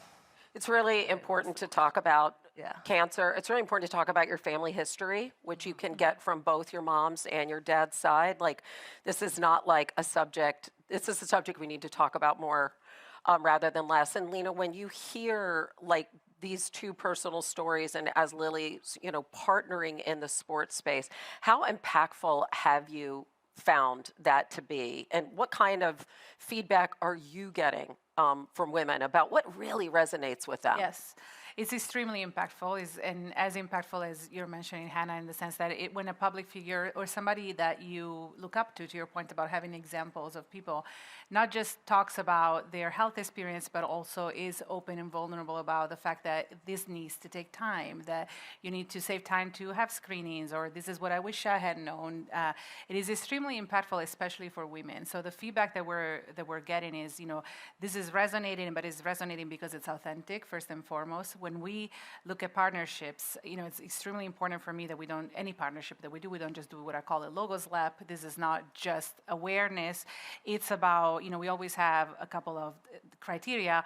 One of them is, will Lilly and the partner, do we want to improve health together? So whoever we partner with, whether it's an athlete, a personality, a platform, a company, it's always, do we have the same mission of improving health? And we try to find people that have personal stories or connection. Sometimes athletes that have, their family connections or coaches connection, a real story to tell, not just about the disease, because we can talk about the disease from a scientific perspective, but having the actual human impact. And then, ultimately, will we also help that personality or that athlete also further their cause? And so can we work together towards health? And we found that that's kind of like the magic trifecta to not just have an authentic partnership, but also really resonate with people. I think you couple that also with walking away from advertising per se and actually creating films that are, reflective of the human experience, especially as it relates to illness. And we do get a lot of feedback around, for example, for the Olympics last year, we launched this film called One Body that talked about the fact that you only have one body, and that at the end of the day, that's what we need to take care of. And, our tagline was, let's fight like hell for it. And we had an outpour of letters of mothers actually saying, I'm in the hospital with my daughters and this is exactly what I'm going through, and it resonates. And oh, wow, that's amazing. We had a lot of, and it's very, very rare that people write to a pharma company for I was just going to say, yeah. So that's an indication. You've really changed sort of the paradigm for a pharma company for the kind of messages that you're doing and for the work you're doing. I just think it's amazing. Thank you. And it is important because I think, when you have a certain perception of pharma, which exists and is for good reasons, it's important to change the narrative. And that's why we're a medicine company and we specifically about humanity and people. The reason why it's important because if you let the perception block you from the awareness of solutions and treatment and things that can help your health, then it's detrimental, and it's detrimental especially to women. And before we go, I want to just talk about being there for each other because Courtney actually played for Gonzaga when Lisa was an assistant coach, and we were talking about it a little bit, and just, having your first child. Can you guys both, maybe Courtney, start with this friendship and kind of what going through these things as individuals, what that meant to both of you guys. Well, when I played for Lisa, we were very close, and that was a million years ago, actually. And we've remained close. And so, especially when I was going through it with my mom, we actually both lost a parent recently and close to each other. So she was a big support system for me during that process. And then when she called me and told me about her diagnosis, I remember the conversation very vividly. I actually don't answer the phone very often, and I did that time. And I was so thankful that I did. But I remember thinking, first and foremost about what she was going to go through, her family, because I had been recently gone through this, and I knew what was ahead for them. But then I thought, man, cancer chose the wrong one with her, because she's as tough as they come. And so I knew that she was going to, do this head on, just like she does everything else. And, just a great advocate for, this type of event. And she's just as important as they come to me. That's beautiful, first of all. That's a hard phone call to make. It was right? hard. It's really hard to pick up the phone or in person or however and tell somebody that you have cancer. It is hard. And I didn't call everybody. Obviously, I've been coaching for a long time. Courtney is basically one of the people who helped me learn how to be a coach. And so we've had, I knew she was talented. I didn't know anything about coaching. And so I just tried to spend time with her and shoot with her and watch film. And I think that the most impactful part was not the basketball stuff that I taught her. It was the time she spent sitting in that corner chair in my office that we joke about. That was Courtney's chair. And oh, really? Yes. She was there a lot. I don't know how she passed her classes, because she was there a lot. But that was, those are the types of things in our job that are much more meaningful than ever the X's and O's or the wins and losses. And, I'm grateful for what we both went through, because I think that losing the parents and dealing with this and a lot of things that come along the way, injury and things that happen in sport, those things happen for everybody. But if you have strong relationships and you've invested in people, then there's going to be people there to support you. And to be honest with you, my family was really great. My kids and husband and my mom and my good friends, but our players were the ones who made the biggest impact on me, both the current and past. Just because I think it was surprising in some ways how they showed up. And not because I don't think that they love me. It's just like you're the parent, you're the coach, you have this different role, you're doing stuff for them all the time, kind of like just we talked about earlier about being a woman. Right. And so, the balls that they sent, the meals that the local ones made for me, the phone calls, the text messages, the cards, it was very impactful to me. And I never felt like more a part of a community than I did when I was going through that, because they all rallied around me, and it was hugely uplifting. Courtney was at the center of that, and lots of others. And so I feel very grateful for having them as I have battled through this. I'm grateful to have this conversation, and for the three of you guys, for all the work you're doing, Lina. I mean, I know you're going to the Olympics too. You're behind our female athletes. Getting people in all sorts of situations to be able to have access to mammograms. Thank you for the work you're doing. You're amazing. Thank you for sharing your story. Courtney, you too, just unbelievable. Good luck with the little one, and thank you for taking the time to be here. I know it's not easy, not easy to break away when you have kids and everything. So, guys, can you please give this panel a big hand? They're wonderful. Yeah. And you guys, thank you so much. Yeah. Thank you. Thank you. Thank you, Hannah. Great stuff. Courtney, awesome. Oh my gosh, you're like, we all need sunscreen. I am hot. Okay, now we're going to send it to my good friend, the super fabulous Jess Sims on the live stream. So my name is Lavita Tuff, and my W is the ability to provide mental health access to Black and brown girls in Georgia, Louisiana, and Maryland. Are we good? It's been an honor to make sure that they have the resources to do what they need to do in and outside of the game. I'm Easton Henriksen, founder of Change by the Game, and my W is partnering with Athletes Unlimited Softball League, creating branded wristbands for their new league. Thank you so much, Hannah. I'm here with the one and only Courtney Vandersloot, guard for the Chicago Sky. Courtney, welcome to Ojai. Thank you. Thanks for having me. I'm excited to be here. We're excited to have you. Now, congratulations. You've had such a big year, but going back to April, you're a mom. Yes, I am a mom. She is JC, Jana Christine. She was born April 8th, and she's almost 7 months old. We are loving it. It's just, she's such a blessing. And what's the biggest surprise that you would say from motherhood?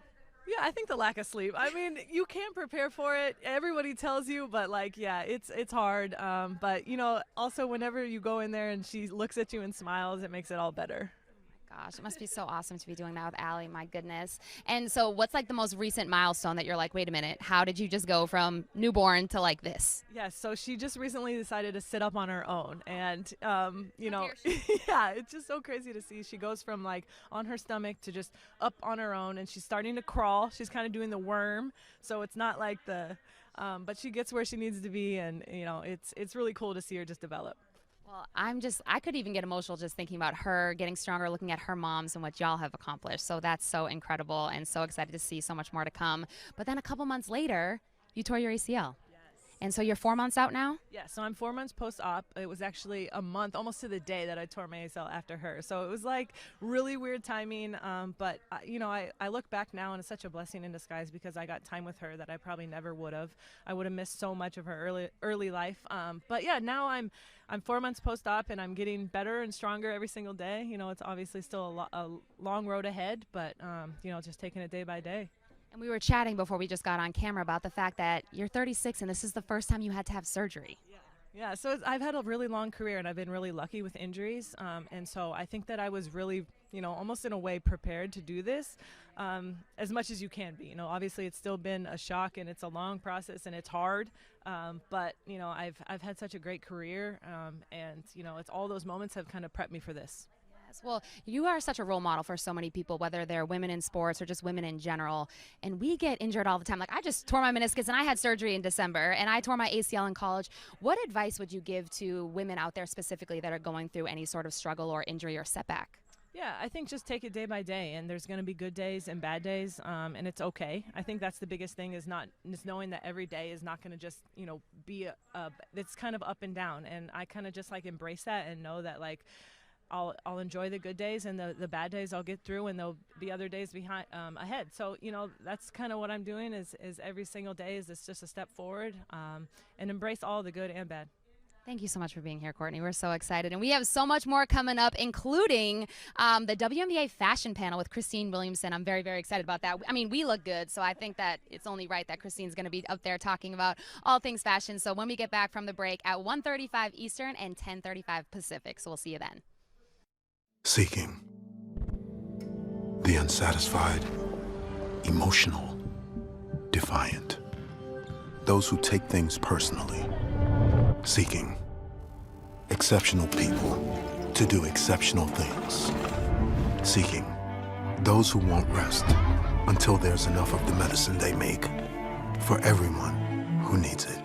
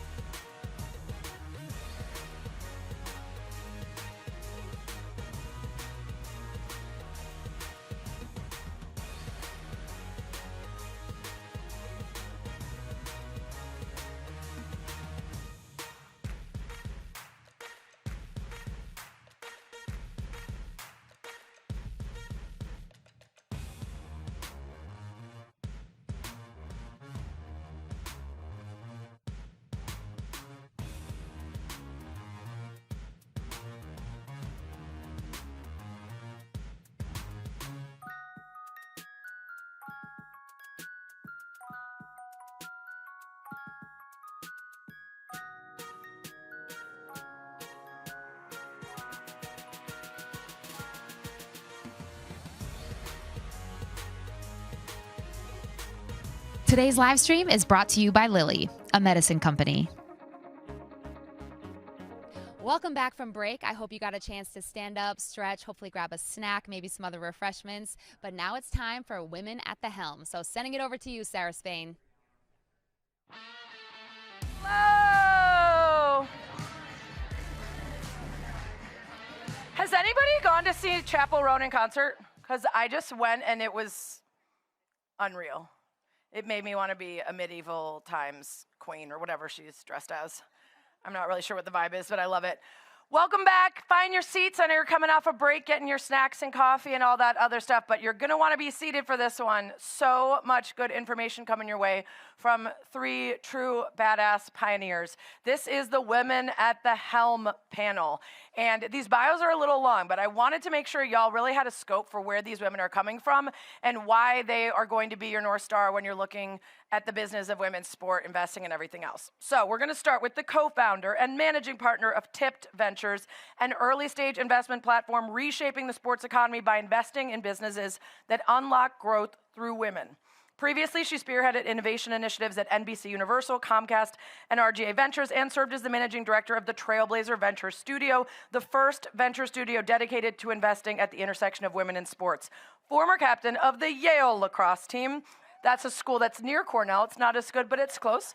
She serves on the board of USA Lacrosse, Yale Lacrosse, and the Westminster Alumni Association. She's a little Yankee and a little y'all. It's Fielding Jamieson.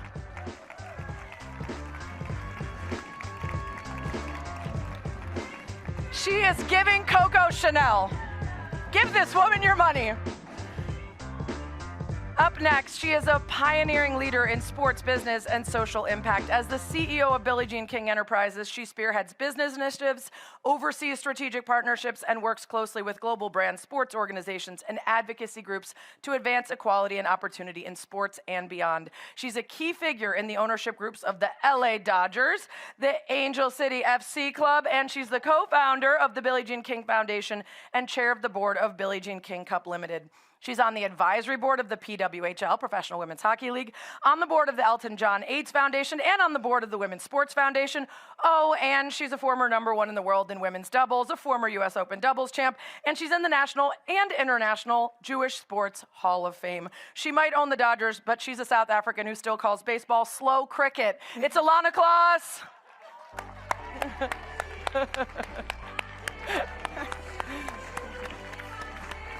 Slow cricket. Okay. Yeah. Okay. Finally, she's the managing partner of Monarch Collective, the first investment platform exclusively dedicated to investing in women's sports, a co-founder of Angel City FC, and a founding member of All Rise, a VC-led nonprofit dedicated to increase diversity in funders and founders. Previously, she was a managing partner at Upfront Ventures, and before that, IAC. She served on the board of IAC's mobile technology incubator Hatch Labs, where she incubated Tinder in the seed round. So anyone who got laid because of her, you could say thank you. She also advised the U.S. Women's National Soccer Team Players Association during their pay equity fight, Princeton undergrad, also a fine institution if you don't get into Cornell, Stanford MBA, Enneagram lover, and Burning Man alum. It's Kara Nortman.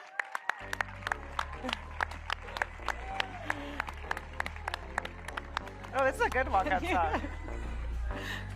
We're all living the 3-stripe life, except for Coco Chanel. Should we start with Burning Man, Kara? What's the thing you most remember, or anything you remember? Well, as I entered the latter years of my 40s, I realized I had been grinding for like 30 years, and it was time to play. Okay. And so I remembered I loved to dance, so we'll do that later too. Perfect. At the dance party later tonight, we'll get some more details on the Burning Man experiment. Ilana, I want to start with you, not just because, holy shit, guys, Ilana Kloss is here. The queen, yes. Woo! She loves to stand behind Billie Jean, but Billie Jean dreams it, and Ilana actually makes it happen, so this is the queen right here. You've got ownership in men's and women's pro sports teams. I want to ask what the biggest difference you still see in the work you're doing on those sides, whether that's infrastructure, the people at the top, any of that. Well, first of all, it's great to be here. Thanks for that introduction. I almost needed a nap during it, but thank you. I want to take you on the road with me. I think the biggest difference, obviously, in women's sports that you're always feeling like you have to prove yourself, and that the investment comes or used to come for very short term, where when people look to invest in men's sports, I think they're looking at a much longer runway. That's definitely changing now because there are more women billionaires at the table and investing, but it is a boys' club, but that's changing, and I think, we just want people to, when they look at an investment, to give it the same scope, right? So the same amount of time, the same amount of emotional and financial investment, not just write the check. So it's also the team that you put behind it. But it is changing, but we definitely still have work to do. You get approached for investments across so many different leagues and spaces. I wonder if you find when you're being pitched or when you're going through the decks, do you think that the right level of sophistication is there in women's sports? Are the right people in charge? Or do we still need to work towards getting the level of expertise at the top to be able to handle the level of investment that's now coming in? Well, I do think, we need PE investment. I think people say, well, now all of this money is coming in and private equity, and is that good for women's sports or not? I think it is good, because what comes with that is experience and knowledge and relationships. Of course, the vision has to align with trying to build something for the long term. And, I have to say that Billie Jean and I have been incredibly fortunate. We found that person in Mark Walter, who invested in the PWHL, where the investment was the same kind of investment, whether it was men or women, and it also was driven by players. And so I think we need the expertise, we need the money. It doesn't matter where it comes from, as long as it's mission aligned. Yeah. Kara, you've made a habit of combining your funding with consulting. So not just investing in spaces, but sticking around to share your expertise, advising the company or the team or the league that you're partnering with. Why do you think that's so important at this stage of women's sports growth? Yeah, well, look, I mean, it's to put the markets in perspective, the women's sports market is probably $3.5 billion market. The men's sports market is estimated to be close to $500 billion. So women's sports, in a way, is like an emerging market. It feels a lot like venture did to me when I started, or tech in the late 90s. Now tech is everything, but back then no one was paying attention. And so how many teams have like real P&Ls, right? And you're starting from zero, you're starting from 5 million, 10 million. The best teams are doing 30 to 50 million. The best men's teams are doing, north of $1 billion in revenue. So we believe that just traditional financial structuring is not sufficient to build excellence. This is the time global brands will be built. We don't necessarily know who's going to be Real Madrid or the Warriors or the Cowboys. And so at Monarch, we show up, everyone on the team's an ex-operator. We primarily hire ex-operators. In a way, we're more like a company that structures, and we view ourselves as like change agent capital and look at, hey, how can we bring in sponsors? What's your pricing strategy? How are you building a supporters group? Do you have a real mission, vision, et cetera? And how do you know? And can you really articulate it? And so the hands-on approach to these sorts of things at this phase helps you build real community and real P&Ls. Well, and I think it's super important because, to Ilana's point, of course, we want that money and the stability that comes with big, big, big money, but you also need to know that the people that are investing and at the top are invested in women's sports, making sure that the culture is right, making sure that the athlete is centered. And that can be lost a little bit when you start to outsource to folks that are really just from the men's space and have a little toy over here. And so having advisors in place, having folks who know the space to make sure that money goes to the right places and in the right spaces is necessary. Yeah, and I mean, I just add in, I think, listen, at the end of the day, it's all about passion, purpose, and extraordinary talent, right? But the extraordinary talent is disproportionately locked away in places most people don't know. And I think many people just settle for the way it was done, right? I like to listen to 8 Mile. Like, some people go the extra mile, we go the extra 8 miles. But truly, like, where is the passive talent at teams? And we will spend time talking to them to say, hey, if you do this sport in this country, or if Monarch's doing it, they know how closely we vet our partners and our partners vet us, because like you can get extraordinary people in who aren't standard issue out of just running X team for X number of years, who can drive really different disproportionate outcomes. And it's building that grassroots talent network that's like critically important. I think also the big difference now is that people like Kara and Fielding and myself have a seat at the table and a voice, not just a seat, a voice. And so I think that's hugely important. But the sports business is difficult. It's hard work. It doesn't matter whether it's men's or women's sports. Making money is hard work. So you need all the visions aligned. But having a voice and seat at the table now, many more women are doing that, and that's exciting. Yeah. And she got us the seat. Well, that's what I wanted to she get got to. us the seat. So I wanted to get to his Fielding. You have said you are not here today without BJK Enterprises. Tell us more. Yeah, absolutely. Look, we at Tipt invest in what we call the sports economy. So we don't invest in leagues and teams. We right alongside Kara, and we are investing in all of the businesses that surround and make up sport. That thesis was first tested with BJKE in 2022 when I came out and said, I think women are the biggest growth opportunity in sport. And all of the people in venture capital where I work were like, I'm not sure about that, right? This is pre-Caitlin Clark, pre-Taylor Swift. We barely had some of the audience numbers on the WNBA to actually show the growth that was happening. And Billie and Ilana came in and helped support us, Elysian Park Ventures, RJ Ventures. We make these 9 incredible investments in 2022, and that portfolio ended up doing quite well. And that really served as the reason that my co-founder, Ami Galani, and I spun out. And we actually, to your point of being at the table, we had to build our own table. People were not investing and still aren't in this space. We were the only ones who were focused on the sports economy or sports tech investing with a gender lens. And so without that support, without, frankly, Billie's work her entire life, that's the only reason I was a college athlete, right? So I think so much of it does go back to the work that that organization has done. I want to touch quickly so everyone understands what you mean by investing in the space outside of teams and leagues, because we were just talking about this at the table. For me, one of the biggest steps in continuing to grow women's sports, obviously I'm biased, but content. On my show, Good Game with Sarah Spain, which everyone should subscribe to.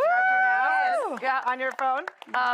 We do scores in addition to stake stats, stories, and stars. What are the actual pieces of information that the media industrial complex should be telling us about women every day and only tell us about men? And how does that get people to keep coming back and buying merch and showing up to games? And so shoulder programming, pre and post game, content, websites, shows, podcasts, those are all really important to drive people to the things that they're putting their money in. So for you, where else do you see and want to invest that you think needs to grow along with the investment in the leagues? Absolutely. We love the media and content space. I spent years of my career at Comcast, NBC Universal. I think media is incredibly critical to the growth of women's sports. So that is certainly an area we are very excited about, both on the traditional side as well as the new side of media. So looking at YouTube, for example, and the growth that we're seeing there. And we're looking at Gen Alpha and Gen Beta, which kind of stinks. Gross. Gen Beta compared to Gen Alpha. Like but we don't have enough problems with young men. We have a whole bunch of them. We're that gonna are have Gen be called Beta. betas. Yeah, so that's going to be a thing.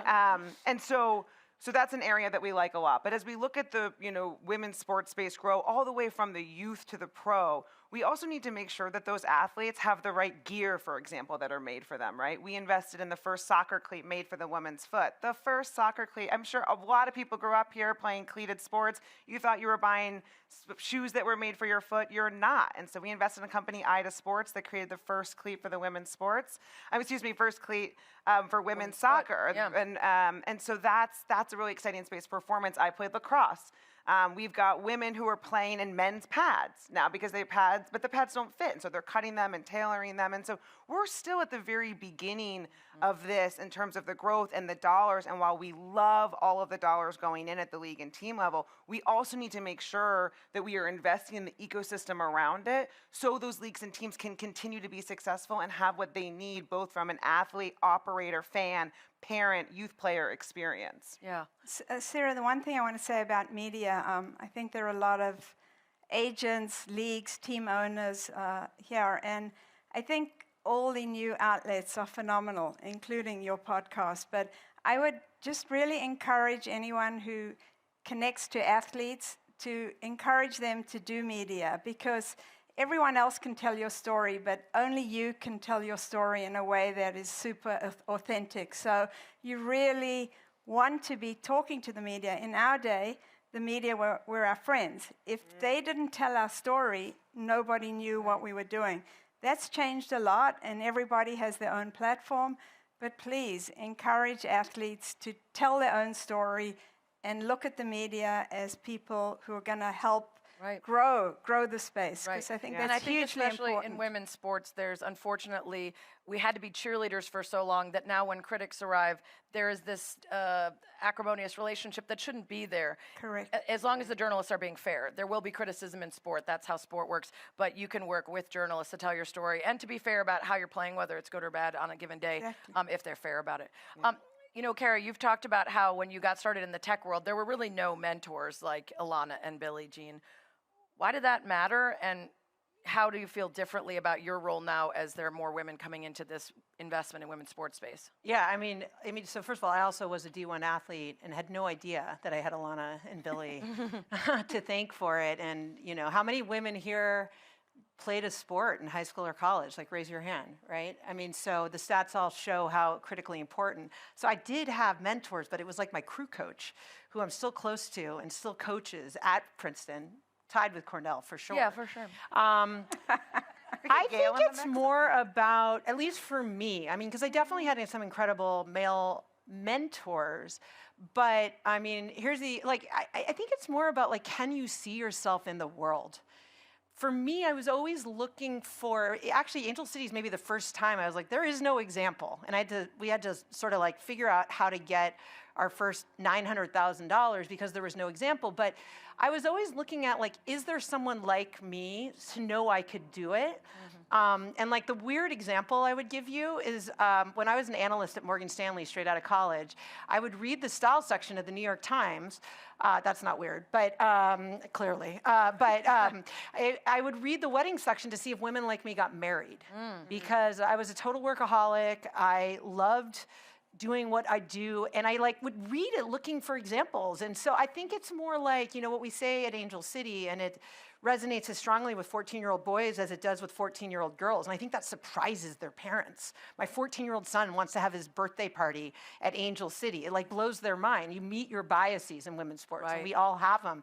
But I think what I think about is I never grew up thinking, even dreaming it was possible to be president of the United States or a professional athlete. I didn't even allow and I have a pretty strong growth mindset. And now now with what we have politically and with what we have in professional sports, every young girl gets to grow up with that dream. And that dream isn't as important for where they get there, but for how broadly they're going to create their dreams for the rest of their lives. And with Julie and Natalie, I got those role models. They just happen to be my peers. We're still working on that first one. When I was a kid, I said, if there hadn't been a female president by the time I got old enough, I would step up and do it. Let's do it, Sarah. I was just going to say, Kara, are you making a political announcement? Perfect moment to announce. I'll be Sarah's chief of staff. Yeah, I used to think my deficiencies in finance and geography were a problem, but now I'm well aware. You don't need to know shit about anything. High confidence, low shame. Moving on. Ilana, your mentors were all men. You had to know the right people. You had to be in the right rooms. You had to create the right relationships. You had to get enough power and influence before you could try to change things if you saw things that weren't the way you wanted them to be.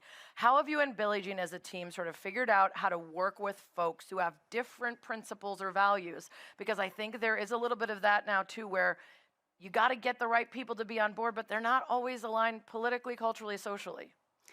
Yeah, well, I mean, I think also just to follow up on what Kara said, you do have to see it to be it.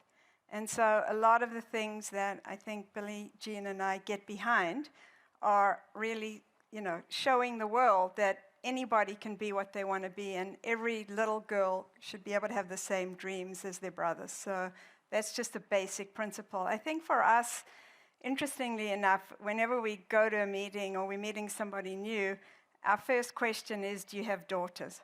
And we always had much greater success if the CEO, who for the most part was a white male, had a daughter, because he understood that, you know, maybe he would want the same opportunities for his daughters as he would for his son. And I think for us, you know, the investment is one thing, but their purpose and passion has to align. And it's difficult because when you're young, if someone offers you money and you don't have money, it's hard to say no. But I think with experience and wisdom now, you know, we're able to say, you know what, this isn't the right fit if it doesn't really align with our values, which always are about equal access and opportunity. But it does have to be seen from the scope of business. And that's critical, because I think for Billie Jean, a lot of people don't realize that she invested as an owner and a business person from day one. I mean, when there weren't tournaments to play, she and her former husband, Larry King, not that Larry King, for those of you, you know, there was nowhere to play. And so they had to build the infrastructure. So I think for us now, it's really about taking knowledge and visibility to really putting in true investment. And then how can we make sure that our investments, you know, have impact globally and can also scale? Can I tag on to that? Because I think what's so exciting for us is because of that work, for so long, we've been in a space where we have been convincing people that women should get this investment, that women's sports matter, that things like this matter. And Elle hit on it earlier last night when she said, we are here, we are done. Like, we don't need to convince anyone. And I think that's been really freeing for me as we think about investors and LPs to say, I don't need to get on the phone and convince you of this space. Now I need to convince you of our strategy. I need you to convince you that we're the right people to do this in our background. But in terms of women's role in the sport economy, we now have the data. We now have the facts. And at that point, if we're on a call and we're starting to hear a lot of negativity, we'll just end the call and say, listen, you know, sounds like it's not for you. Thanks so much. And when you hit back with that, then all of a sudden everyone's like, whoa, whoa, whoa, whoa, I didn't say that. Like now, like I'm interested, right? But and so that's been interesting. But I think that that's a really nice. It's because of all of this work that has gone in that we're now at that point, which is, you know, a tipping point and a play on what we called our fund even, because we're finally there and we're not in that convincing game anymore. Well, in Fielding, I know you talk about how important it is for you to look around and find women who have not yet invested or don't feel comfortable in the space and welcoming them in. What are you doing to make it so that more women are willing to do what some consider a risk or to take on the risky behavior of putting your money somewhere and seeing if it flies? Yeah, absolutely. First thing we do is we do not speak in acronyms. I think that can often be very intimidating in the finance world. Thank you. You're welcome. And I think people get I thought P&L was products and licensing like 5 years ago. It's like P&L, R&I, the CAGR, you know, and I think sometimes if you don't have that training, you immediately feel like, oh, this person really like knows what they're talking about, and women tend to retreat a little bit. So that has been a major point that we make with any LP that we meet or potential investor we meet with. And look, we really try to explain to them, like, this is not scary. This is not hard. You're a very competent person or woman. And let us talk to you about how you can think about your portfolio of investing and the idea that you can, what is good can live alongside what is profitable. I stole that line from Billions. And I think that is so true, right? You don't have to feel bad about making money, and you can invest in a space that you inherently understand, that you know, that you get excited about. And so we're saying, come on, learn. We meet with our investors, the amount of investors that we meet with on a weekly basis, to walk them through how we think about an investment, to walk them through our fund structure, to really like have them learn and feel like they're a part of it. And that's, I think, different than normal venture capital. When we got started, we asked a male person in the space, like, you know, we took him through our pitch, and he was like, you know, you should absolutely take out the part that you want your investors to be part of this. Like, you don't ever want to hear from your investors. And we're like, this is where women just do it differently. Right, we do, and why wouldn't we lean on those experiences that they've had? And that's been super beneficial for us. Can I jump in with a quick point? I totally agree. I think one thing that's interesting about sports versus where I used to like exist in like cybersecurity and deep tech stuff is that everyone comes into sports thinking they're an expert, or at least thinking they can grasp it pretty quickly. Every man. Well, everyone, right? Like it's the nice thing about sports, right? I mean, like anyone can grasp it fairly quickly at a basic level. And so I think, and now there's a lot of capital rushing into women's sports, which is generally great. But I think actually it's like anything, right? It's like, how do you become a virtuoso athlete who plays in the WNBA or wins doubles titles? You're really, really, really good. And so like understanding really kind of the strategy and the discipline around what that particular investor is particularly good at. I mean, at Monarch, we are the first pool of capital. We are operational and hands-on, but we also have been doing it way before it was cool and with exceptional 10X people. And so what we've gotten to do is we're the first call and we try to help everyone and educate everyone. Right. But what it also means is we're very, very thoughtful and have a very strict set of criteria and narrow lens of where we invest to have impact drive outcomes in a way where many people just kind of settle for what falls on their lap versus being proactive, thesis-driven, stakeholder-driven. And I always like to say, it's really like, what are you dreaming about or what's waking you up at 2 in the morning? Right. And I think it's easy to think you're good, and we should settle for nothing less than great. And I think women will be disproportionately great because we live and breathe it, but then none of us would be here without great men who have a different risk profile as more and more women are learning how to lean into it. And I learned that from Ilana and Billie. I mean, they are investors at Angel City, and they are, investors and advisors at Monarch. And I tell Ilana all the time, she doesn't realize how much, like, Teddy Roosevelt, compete in the arena you're in, wisdom I get from Ilana to not be so idealistic that, people come along when they come along. But if they write big checks and they're decent humans, you take them. Okay, we're running out of time here, so I want to do a quick speed round of a couple things I really want to get to. So, Ilana, specific things you're looking at when you're diving deep into the process, what scares you away? Nothing really scares me. To be honest, because I think you have to engage and have a conversation. And I never look at it as failure. I always look at it as feedback. So for me, build a relationship. It might not work this time. Your values might not be aligned, but you never know what's going to happen a few years down the road. So our culture at Billie Jean King Enterprises is build relationships and always learn. And don't take anything personally. It's feedback. It's not failure. Yeah, Fielding, why are no's important, actually? Yeah, I think you have to be able to say no. I mean, What about you getting a no? When you're pitching, when you're trying to work with someone and they're coming to you, are you getting good reasons for their reticence to be involved? Asking people for money is just an interesting game, and it can be really personal. And I think for us, we take that like don't take the no as a negative, right? It's just feedback. It's just not the time. You just have to get really comfortable in the no, because for all of those no's, then you're going to get a great yes, right? So you kind of have to kiss a lot of frogs sometimes to get to the prince. Yes. And and so I think that we do not take those no's personally, and we just have to shrug it off. And I think being an athlete has really taught me the ability to just stand up and go, all right, on to the next. And sometimes that's a back-to-back meeting for me. That's huge. But the first thing Billie Jean taught me, which I'll share with you, no means they just don't have enough information. So there we go. So don't take a no as the end. Take it as the beginning of a relationship and trying to change things. Kara, how does long-term planning factor into your investments? When you're looking at a new opportunity, how far ahead are you looking to make sure that it's worth your time and money? Well, we look at the most mature part of the ecosystem. So we're looking to have real impact in the first 5 years, but we're long-term holders. So we believe in the long-term, kind of accretion and value creation.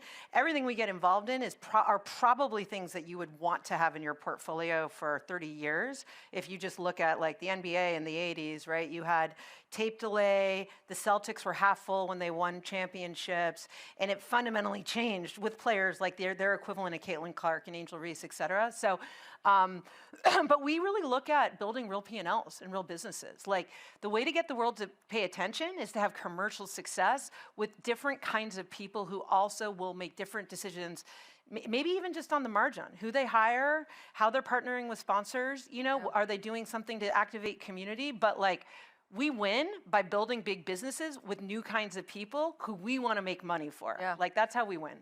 Okay, last question for all of you. Somebody here in this, it's not a room, field, yard, lawn, is interested in getting involved in this but isn't sure how and where to start. Fielding, what's your best advice? Come talk to me. Okay, give her your money. Okay, Ilana?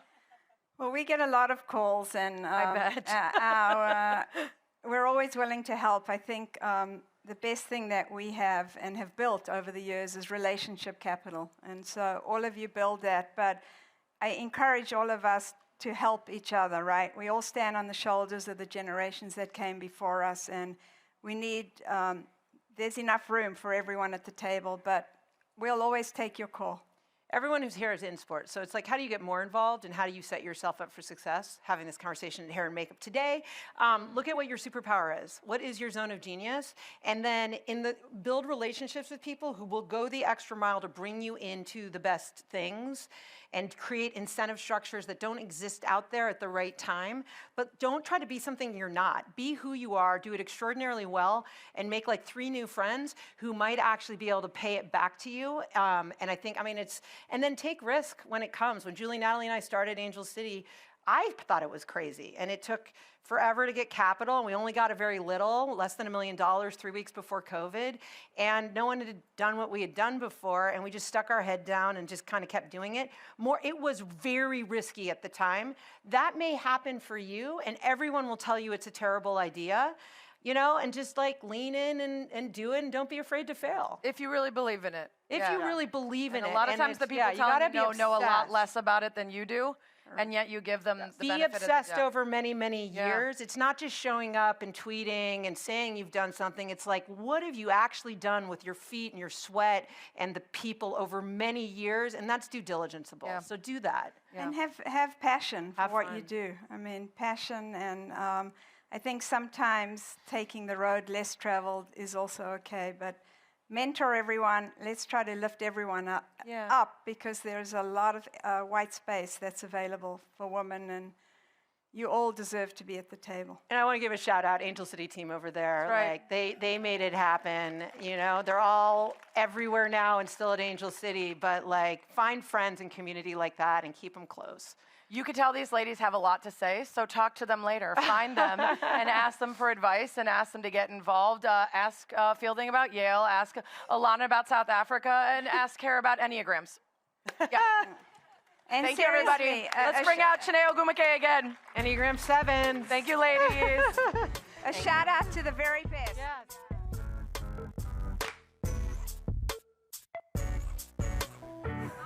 Hello, hello.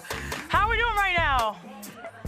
All right, I'm gonna do a little bit of an experiment. As you guys know, my height was put to use. I'm a basketball player, actually former. So I do this with all the campers. Let's see if y'all got it. 1 clap, 2 claps, 3 claps, 1 clap, 2 claps. Oh, y'all on it. Y'all on it. I love it.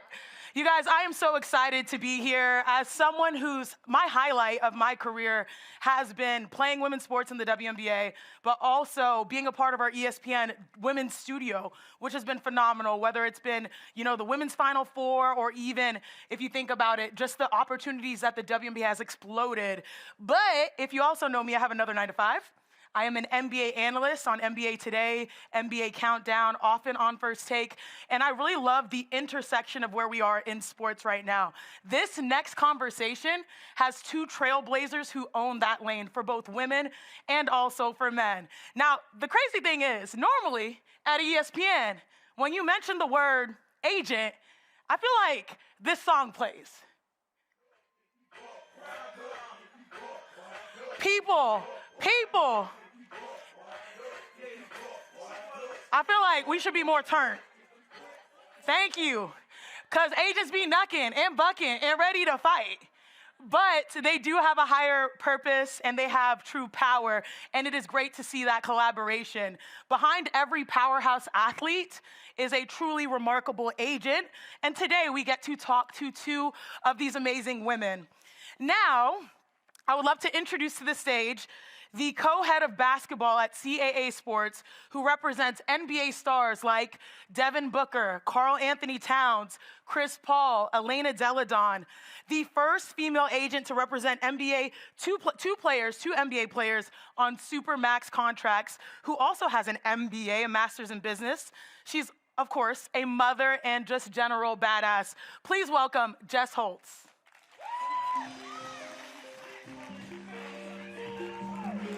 Song? Yeah. I feel like Eminem is so appropriate. Thank you. Like, it's so appropriate. Also welcoming to the stage the president of Football for Clutch Sports Group, who represents Super Bowl champion Jalen Hurts, Myles Garrett, and Quinnen Williams. She's the first black woman to represent a top 5 NFL draft pick. She's a lawyer, she's a mother, and of course, a boss babe, Nicole Lynn.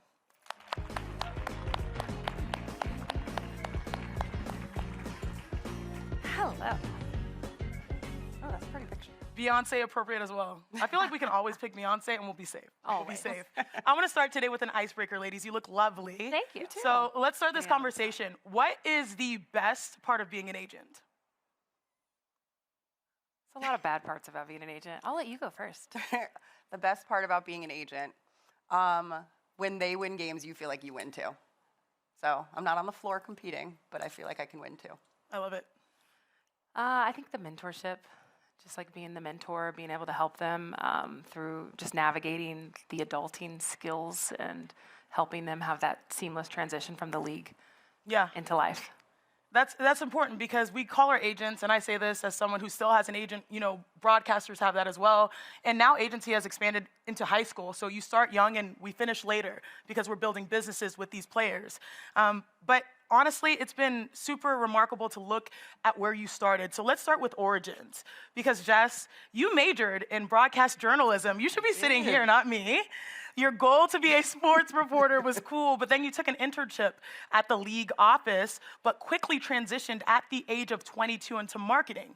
How did that set you up for future success? First of all, I so respect what you do, Chiney. It is nerve-wracking. And so as I started to do it in college, I realized that I did not have the stomach for it. It is really, I don't think people understand and appreciate enough journalism. And I also think that's why we have to talk to journalists every day for our jobs, and that's why I think I get along with them so well, because I have such an empathy for it, because I started doing it and I couldn't listen to my own voice, which is kind of a requirement. So, but I thought about what I liked about it, and it was being around fast-paced, high-energy, newsworthy stuff, and the marketing job at the NBA had all those qualities that I felt like I would be a valuable asset for. So that transition, there's a lot of similarities, and at the end of the day, it's storytelling. You're telling stories, I'm telling stories through marketing and through working with journalists, so it felt similar enough that it was a natural thing. And what I love about both of you all as well is the credentials just are endless. Your Wikipedia page is like a receipt, a CVS receipt. Nicole, you graduated from law school. You also had a bachelor's degree in business management. You're planning, okay, we have one planning to go into sports journalism, another planning to go to Wall Street and be a financial advisor and analyst. How did you end up at the NFLPA and into the business of sports? So I did go to Wall Street. So graduated with a business degree, moved to New York City to work in investment banking at a big investment bank, thinking originally I was going to rep these athletes from a financial perspective. And I learned pretty quickly that it's really the agent that helps change the mindset about money more than the financial advisor. The financial advisor is more of like a portfolio manager. But the mindset, I genuinely believe, comes from the agent. And so decided that I was going to leave Wall Street at 23 years old, which I always say it's kind of like telling people you're going to leave Wall Street to go be a rapper.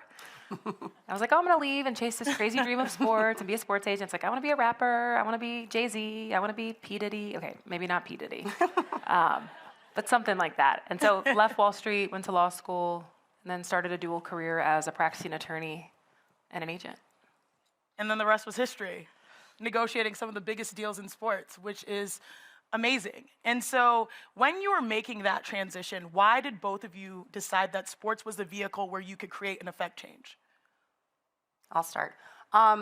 Because you're working with people, and you could market anything, you can sell anything, and agents are salespeople at the end of the day. But to Nicole's earlier point, you can help change the person along with it. So I think sports, the human aspect of it, people can relate to athletes versus actors and actresses. It's very different. You could have played basketball before, and so I think that level playing field and relatability is what attracted me to sports.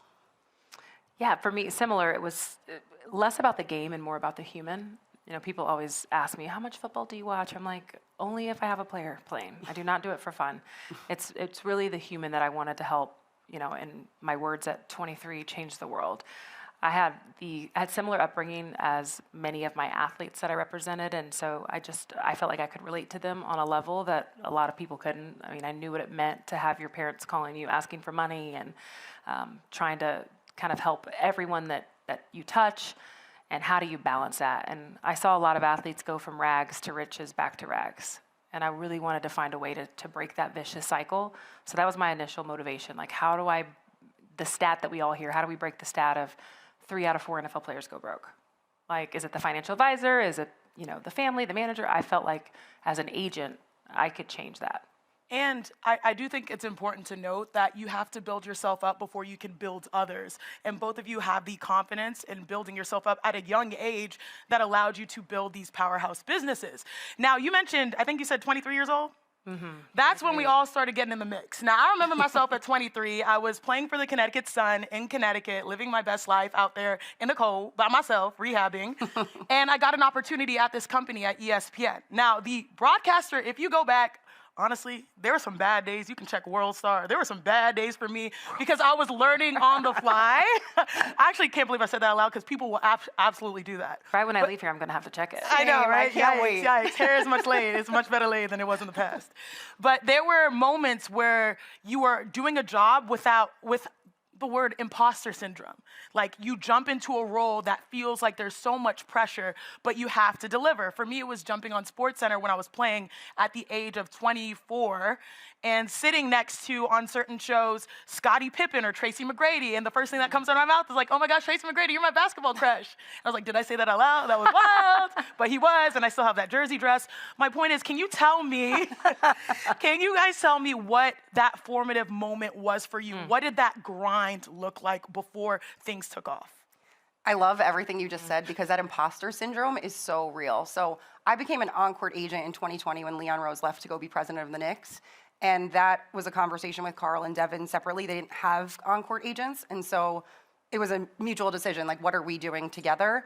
And so, great, they decided that I was going to represent them. I was going to go get certified the next year as soon as I was eligible to take the test. Then when I was doing those next deals, the feeling of like, oh my God, I cannot mess this up, like, because I'm a woman. And then they'll be like, I'll let those guys down. And then they'll say, well, obviously it's because you picked a woman that something got messed up. And it wasn't even like there was something to mess up. It was just, I have to do this so perfectly because if I don't, I'm letting them down, myself down, and women everywhere. And men don't feel like that. They're allowed to mess up as their own individual self. But the imposter syndrome of that moment, it sticks with me even as we're like talking about it. I still feel it. That's so relatable. And I think even once you've done the deal or you've gotten the big player, I remember signing Quinnen Williams, and at the time he was my first round pick, and he was invited to the NFL draft. And when we got to the green room, of course, I was the only woman in the room from a professional standpoint, and he was ranked the best player in college football at the time. And I just remember having this feeling that someone was going to kick me out, or that I wasn't supposed to be in the room, or that I didn't belong, or someone was going to hand me their plate or think I was his girlfriend. But I had done all the work, right? I had done all the things. I recruited him. He chose me. I deserved it. I had worked in the business for a very long time before I got to that moment, but still had this, like, in the back of my mind, I'm not worthy thought. And now they wait for you to enter. They wait for you to enter. For sure. Both of you said things that I want to dive a little bit deeper on. And this is one thing as women we do. We don't go out there like men and say, like, this is what I've done, respect that. We tend to be humble about everything that we have done. When you were going for your agent certification and passing that test, what was your personal circumstance? I was 8 months pregnant, sitting in the chair. This was 2021, studying. So my back still hurts to this day from literally sitting still and studying. And it was a situation where they had already said publicly that I was going to be their agent. So I failed this test, that's tough. Oh my goodness. I didn't even know what I was going to do. There was no option. So I just sat and studied like every waking hour that I had because I was like, I don't know like what the plan would be. I didn't have a backup plan. There was no thinking of a backup plan. And I remember we were sitting for the preparation for the test and the proctor from the NBPA, Kirkberger, he's amazing, and he actually worked with me at Excel when he was an intern there, so I love him. He's like, so you can't go to the bathroom for 3 hours, just know.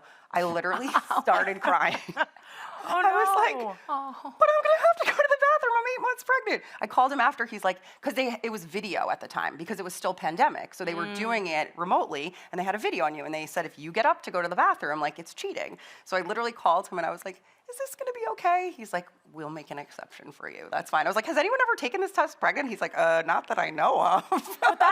That's how things change. As you're mentioning this, I think about the circumstances of players in the WNBA talking about paid maternity leave.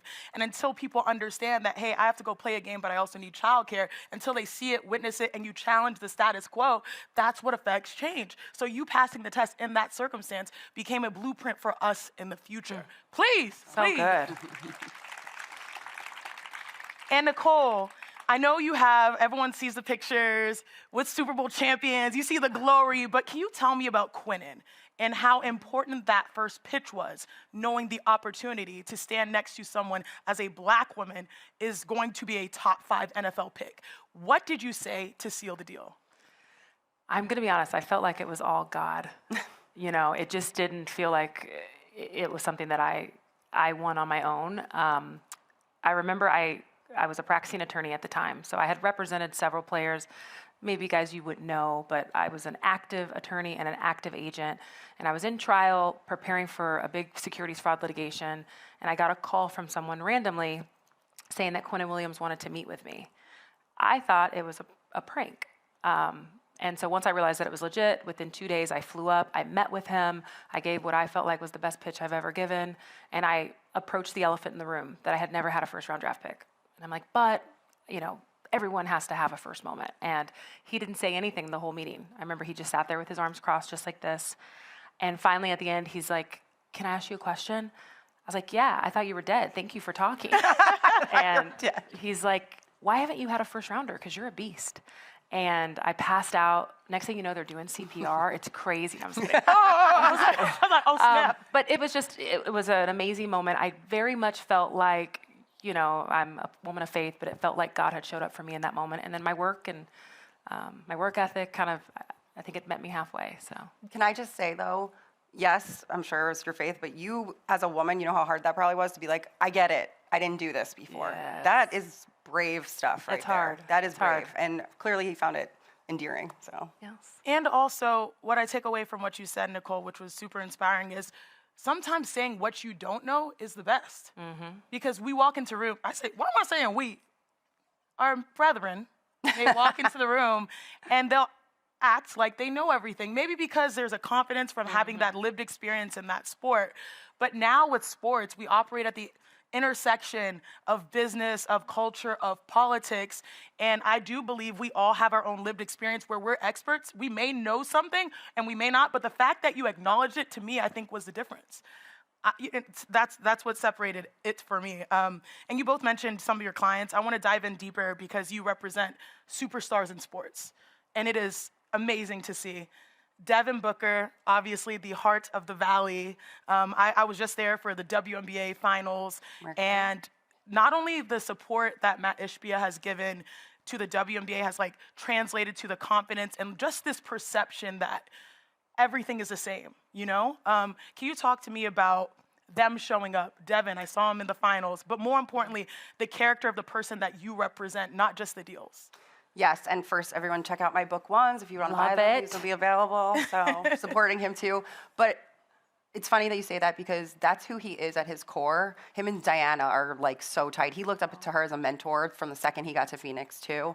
But a moment that he showed up for me that really sticks with me. So I got an opportunity, Paradise Valley Magazine, a local magazine. They called me. They're like, we want you on the cover for Women's Empowerment, but do you think Devin will do it? And I was like, ugh. And she goes, oh, what? You don't think he'll do it? I was like, no, I know he's going to do it. And I don't want to ask him because then I think he'll feel obligated. And I don't want him to do it because he feels obligated. I want him to do it because he wants to do it. And I just went into this tailspin. And I was like, you know what, whatever. I'll just ask him. Like, it's good networking because I'm new to the Valley. I've only been there for a couple years. Like, it's a good business opportunity. Just get over yourself. I asked him. I didn't even finish my sentence. He's like, of course. Like, of course I'm going to do that for you. And we get there. I'm, like, so nervous for the shoot. More nervous than I've been, like, for any other shoot. I'm like, I want him to be happy. I want him to feel like he looks good. Like, so I'm nervous for myself. And then I'm nervous for him on the top of it. And literally the second we get there, he's like, you look great. This is going to be great. Aww. Stand like this. And I was like, the shoe being on the other foot and him showing up for me the way I've shown up for him 1,000 times before. I've been with him 11 years. I've always been the one like, you look great. You're going to be great. Say this. And him doing that for me, I was like, oh my God, he didn't even realize like how big that was, but he showed up for me in a way that I've showed up for him a million times before, and it was like so effortless. So it's beautiful. And that relates to you, Nicole. Shout out to Devin Booker. Yeah, right, D-Book. But also shout out to Jalen Hurts. Because anytime you see his success, I know Shakima's here, our ESPN fan as well. Anytime you see his success, he's always making sure you're right next to, if not more prominent, saying these are the women that are leading me. These are the black women that are leading me as well. Can you talk about your relationship with him? Yeah. You know, it's been such an honor to represent Jalen from the beginning. I kind of think about him supporting me in a bit of a different way. When I did his deal that made him the highest paid player in NFL history, the $255 million deal. Thank you. Oh, where'd you guys get those pictures? My gosh, those are old. I was 7 months pregnant and kind of, God, I love hearing, I'm like, Jessica, where have you been my whole life? Like, we need to do dinner. But I was 7 months pregnant and I didn't tell him. I didn't tell anyone. I didn't tell my job. I didn't tell the Eagles. I was panicked that he wouldn't believe that I could do it, that the Eagles would treat me differently, that my company would treat me differently. And so I hid my pregnancy from everyone. And then when I finished the deal, I then came out and told him like, oh, also, I'm pregnant. And he was so taken aback that I felt the need to hide that. He was like, why would you hide that? It's such a blessing. That's a beautiful thing to be able to be a parent. And so his support in a totally different way and just, hey, it's okay to be a mother. Like, he's always been so supportive of me having a family and prioritizing my daughter, prioritizing my husband. I mean, that's critical to him. He's really big on family. And so I appreciated that like stamp of approval after I became a mom. Amazing. And, you know, you talk about these people that are in your life like they are family because you are embedded in everything that they do. And so I'm curious, what does the day-to-day look like for both of you in representing these powerhouses? Like, take us behind the scenes. It's a day, a normal day. How do you service these clients? I love this day-to-day question because I never have a good answer. I've tried because it's like, I think I'm on the phone all day. I might have a couple Zooms. Then something might happen that I have to cancel all the Zooms and blow everything off and say, I'm so sorry. I'm traveling somewhere sometimes. I'm trying to do work on the plane. Then I'm landing. Then I'm on the phone more. Then I'm coming home and making sure I relieve my nanny and then maybe bring my daughter to a game. We were just talking about that. Like, and then just try to do it all over again. So sometimes you're like, wait, what happened today? It's 6 p.m. I need to eat. But it's excitement because it is so different every day. And I think that's what keeps me excited every day, even in doing the same thing for so long. It's every day is a different adventure. And earlier in your career, the adventures stress you out so much. But now I'm kind of like, oh, just that's another one for the books. That was a funny one. And you have partners that you're in the trenches with. Girl, I'm stressed. It's not always like that, but I try to find the humor in it. Why are you so stressed? I need the tips. Please tell us what your day-to-day is like, Nicole. We were talking about this backstage, but football's a volume sport. So, you know, I represent almost 50 NFL players. It's very different than an NBA, right? So I'm on the road probably 130 days a year. So the travel's crazy. I have a 2-year-old. I'm raising my 15-year-old niece. So I feel like I'm drowning and suffocating all at the same time, just to be candid with you guys. A lot of my job, because I'm the president of football, is managerial and leadership. I feel like a ton of my time is taken up on that and leading our division. We have, you know, several employees and a lot of clients that I don't specifically rep but oversee. So that's one half of it. And then the second piece is similar to what Jessica mentioned. On the phone, Zooms, negotiating contracts, but then all the time having to recruit for the next draft class, right? Always, you know, begging 18-year-olds, let them know that you're cool. I'm cool enough to rep you and sliding in a lot of DMs. And I'll tell you, something about sliding in a DM at this age feels weird. It's feeling crazy. But here we are. Many clients later, and you mentioned part of the day-to-day is negotiating deals.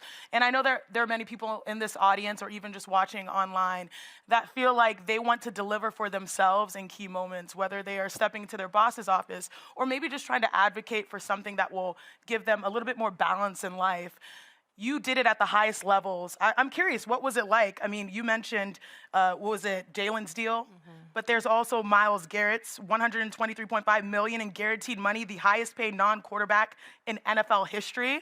And if we're going to compare negotiating two supermax players in the NBA, we're not talking about, small, cute, chump change. We're talking about quarters of billions of dollars. So can you tell me about those moments in those difficult rooms, starting with you, Jess? How did you deliver? Communication is the biggest thing. I think so many times you hear about situations where the agent's talking to the team and not feeling like they're telling the client everything, or they're wanting to tell the client everything. And for me, transparency. You're partners. Everybody's partners here. I'm representing my client, but obviously we want him to be partners long term, him or her to be partners long term with the team. So treating it as openly as possible. If you keep secrets, you're gonna have to keep track of the secrets, and you're gonna have to figure out how to double back. And these are grown-ups, these are people, and you don't want to hurt their feelings, but you want to be transparent and honest, and that's been my guiding light and my guiding star. And so in these big moments, if something's going a little bit to the left, I'm not afraid to tell my client, hey, they're not thinking about this option in this way, and what do we want to do here? How are we going to talk about this? We're in this together. Yes, I'm your agent, and yes, I'm the one on the front lines, but this is your career and your life, and so we're partners. So communication and transparency. How about you, Nicole? Yeah, I think from a negotiating standpoint, just when working with the team, making sure that you're flexible in your negotiation style.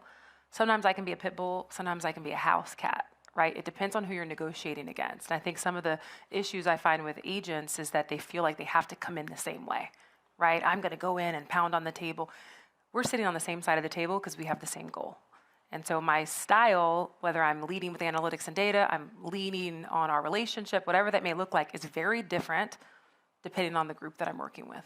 And you mentioned table, and I love this quote that you said, getting a seat at the table is not enough. You need a seat at the table early, because that's when the gaps start. What does that mean? Getting a seat at the table early is getting the same opportunities as your male counterparts at the same time. So when I speak to women, I always press upon this topic. Let's say that you're in the workplace and you're an attorney, and in year 2, your male counterpart gets a deposition and you don't get one till year 4. Now in year 4, he gets to actually do his own trial and you don't get one till year 6. At year 8, you guys are both up for partner and he makes partner and you don't. It's not because he's a man, it's because he's more qualified. But where did the disparity happen?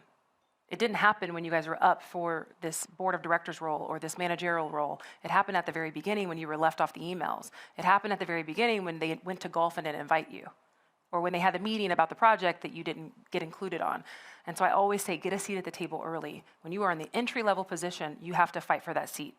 And Jess, how do you create that opportunity? Because in 2020, obviously you tied to it. Leon Rose goes to the president, to run the Knicks, and then now you choose to become an agent. How did you know that that was the right time for you to do it? Because you knew what was at stake with representing your clients? Or how do you go into making decisions and betting on yourself? Honestly, a lot of my confidence comes from the way I see myself through my clients' eyes, because them believing in me gives me that confidence, and you need to have confidence to ask for what you believe you've deserved and you've earned. And so the confidence takes me through when I'm deciding my next move forward. Okay, they believe in me, I need to believe in myself. And I think that is what has sort of it made me okay to be in rooms that I've never been in before. I never negotiated a max deal. I never did these things, but I'm like, they believe in me, I know I'm gonna uncover every stone to make sure I've got every piece of information to make sure I'm doing this as perfectly as possible. But that confidence, you don't just get it from yourself. And unfortunately, we have to get it from men that are in those positions too. Yeah, and by betting on yourself, you now are co-head of basketball, and you now are president of football, and you've created those seats for yourself, but also opened them with the table, because I know who you represent and who you stand by, who your team is. So how are you using your positions to leverage your power for a purpose? Maybe I'll start with you, Nicole. Yeah. I mean, when I think about leveraging power, I'm always trying to leverage my power for women. I learned early on that it's not enough to inspire. That's not enough. You got to hire, you got to promote, you got to mentor. I can use this example, and I don't know if I'm allowed to say this publicly or not, but when I was asked to do this, I only accepted it if they would highlight another woman agent in my group. Like, I have an up-and-coming woman agent named Coral Silverberg, who's going to be a superstar NFL player agent. And I'm like, I will only do this if you will elevate her. I will only do this if you let Brittany and Shakima, who are superstars on our NBA and NFL side, sit at the table as well and have that opportunity. But that's leverage. It's not enough to just sit here and be inspiring and be motivating. It's actually using your name and your pool. You have skin in the game that you can actually utilize to help. That's what I want to see. And if you're a woman at the top and you don't do that, shame on you. I don't know how I'm going to follow that. It was unbelievably said. And I think there are more women in more positions than there were even like when we started, when we were coming up. But me knowing that, I'm always trying to be cognizant of what are the people who support me? What opportunities can I give them that I wasn't given? And what rooms can I put them in that I wasn't in? And I'm always thinking about that. Especially the more experience you get, the more you need to bring other people along with you. So before we wrap, I want to ask both of you, for your respective sports, where do you see the future going? Because we have social media, we have players with platforms, they have their own businesses, they're live on Twitch streams, they're doing the most, but it's great because they are their own brand. So where do you think the future of sports business, starting with you, Nicole, is at in football? I mean, even beyond all of the things that you mentioned, the NIL landscape is changing. Honestly, the entire landscape of sports, but specifically in the NFL. I mean, I think it's going to change what representation looks like. Yes, I believe that players will always need agents, but it seems as if they're going to need them earlier, right? Normally I'm representing 21-year-olds to 23-year-olds in the draft. Now we could represent a 15-year-old, which is insane to think about. And so I think it allows for more jobs in the space. We're seeing younger people jump into the NIL space, so I think it's more jobs and opportunities. And in hoops? Yeah, I mean, obviously, same thing. We have NIL too, but I also think NBA players are so visible and people feel like they know them. There's not as many players in our sport. They don't wear helmets. And so being able to speak directly to your audiences more and more and in different ways, we're always trying to keep up with what platforms next, what trends are next. Should I have my own show? Obviously, so many NBA players and former NBA players have podcasts. Where's that money going to be? We're always trying to catch up because our players speak so directly to audiences. That's something that we're always trying to reinvent ourselves with. And that is remarkable, and that is important, reinvention. The last question I have for you both, I could be here all day with you all, and I'm probably going to hit you all up on a group chat after this. But I'm just curious on what's the moment as a woman in sports where you felt like you belonged. For me, it was a moment I got drafted in 2014 because 2 years prior, I saw my sister do it. And when I learned basketball, I was actually afraid. My first ever basketball practice, I went to the court, and it was women, two-ball dribbling, killing it. I was wearing jorts and a halter top with my big sister, glasses and glasses holder. We were nerds. I was afraid. I went to the bathroom and hid, and my sister went through NECA. And NECA, every night after that, came home on our long driveway and taught me the game, gave me the confidence, and then I went out there and was able to dominate. And so when I got drafted and I blacked out when I heard my name, she was right there next to me saying, go up on stage. You've earned this moment. And that's when I felt like I belonged. So I'm curious for both of you, what's that moment? That was really good. That was incredible. It's a go-to. It was really good. You're funny. I mean, that's a tough, this is a room of us girls chatting. I don't know if I always feel like I belong. I sometimes always feel like an outsider, and I wanted to come up with some great example, but I always feel like I'm sitting at a table in chairs that weren't made for me. Every time I walk in a room, I don't feel like I belong. I mean, I have confidence, and I think I do a great job, but I don't know if I ever have that, What was the win you're most proud of? Okay, different question. Well, you want to answer the belong? Yeah, no, I have the same exact answer as you. I was like, sometimes I feel like, oh, maybe I'm there, but I don't know. The win that I'm most proud of? What do you think, Jessica? Do you have one? Can I just say the win? I mean, a recent win. Devin's last extension was pretty good, so that was. Can you tell them what you accomplished, please? The highest average annual value contract in NBA history. Amazing. That was a good one. That one's good. That one's better than mine. No, it wasn't. The Yours zeros. was way more fun. The zeros. My WNBA check looked different in that one. Yeah, no one felt something when I said that, though. Everyone felt something when you said that. But look, if we can swap, I will. If I had that extension, you know what I'm saying?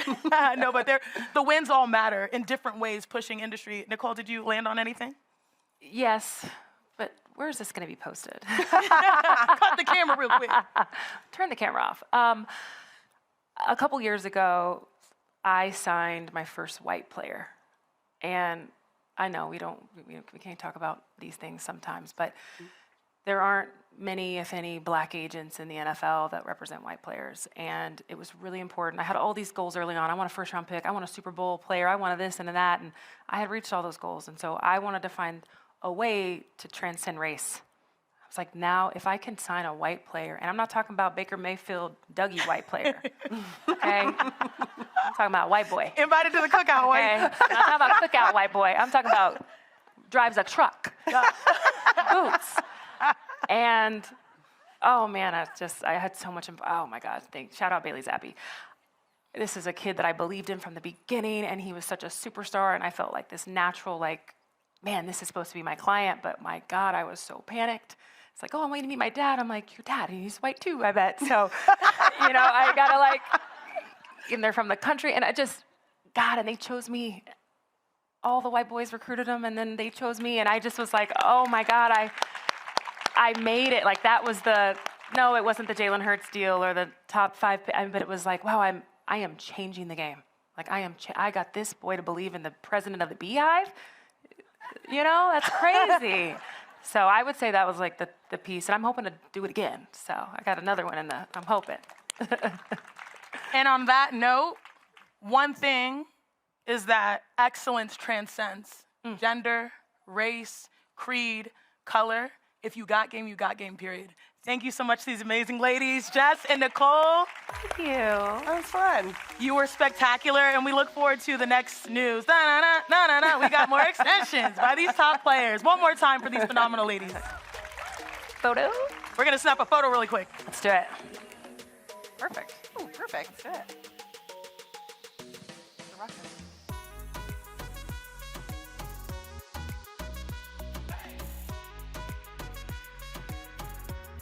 Oh, what's he saying? Like, I don't know what he's saying to do. Change it up? Yeah. Got it. Thank you, ladies. So thank you. Y'all were That was phenomenal. Hasn't it been an amazing morning, an empowering morning? Great energy, great insights. Thank you so much. I'm going to kick it over to Jess on the live stream to conclude the start of the day. It doesn't come out. I'm here with the one and only Christine Williamson. This is like my sister. I spend so much time with this girl. It's kind of ridiculous. And I'm here with Jessica Sims. Okay, see, here we go. Wow. I love her. Wow, I love this for us. And we have, Andrea's right behind the camera. Our paparazzi right now taking pictures of us. Get it, girl. Get it, girl. She's screaming. You can't hear her. Okay, wait. So first of all, I love this fit. Thank you. What are you doing in your panel? We're talking about fashion, obviously. It's a 20-minute little convo with Brittany Hampton, who's a stylist and creative director. She knows everything about style. I want her to style me. She actually did style me for game day last season. I know. What? But actually, which is crazy because Christine and I are never wearing the same thing, but we are always like, same vibe. It goes. Yeah. Like Today we're opposites. But that matches. It attracts. See? We do it. We do it. Wait, who else is on the panel? Sanaya Rivers, Dejanay Carrington, and Andrea Carter. It's going to be a lot of fun. So we're going to talk W fashion. W fashion. Tunnel walks. Tunnel fits, everything that you've seen. It's going to be great. You're not going to want to miss it. Also, hopefully, we're going to get some style tips from Brittany Hampton. So. Oh, she is full of them. Yeah. And I'm so excited. I can't wait, but you have to go get ready. So love you, miss you. Bye. I'll see you in like 5 minutes. Bye. I really can't lose her if I tried. Okay, see, I can't stand her. Okay, but next, let's check out a trailer from Stories from America's Dining Room, a documentary collection of short films by Breakwater Studios produced in association with McDonald's. So watch the first film on McDonald's YouTube channel and then stay tuned for the rest of the collection because it's coming soon. My story. It started at a McDonald's on a napkin. Where I grew up, opportunities can be limited. I had an obligation to help these kids. There's people out there. We thought we were gonna die. McDonald's that day was a refuge. I guess people consider us heroes. It was like, if not us, then who? Regardless of what uniform you're wearing, it's a team. A team is a community.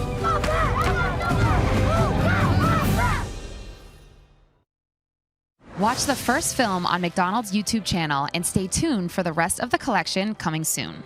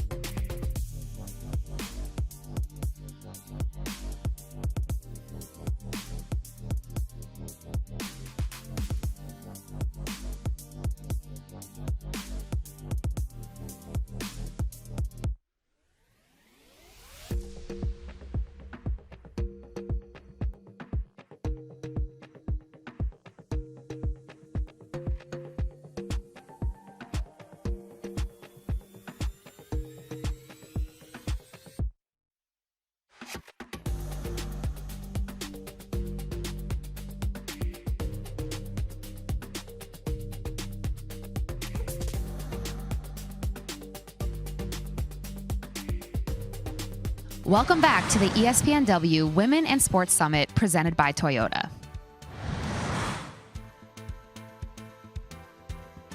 Welcome back to gorgeous Ojai, California. We are so excited to continue the conversation that y'all are already really loving. We love seeing that you love the announcement of the AUSL. We're so excited to have that extension here at ESPN, and continue to tag us because we want to see what you're loving at hashtag ESPNW Summit.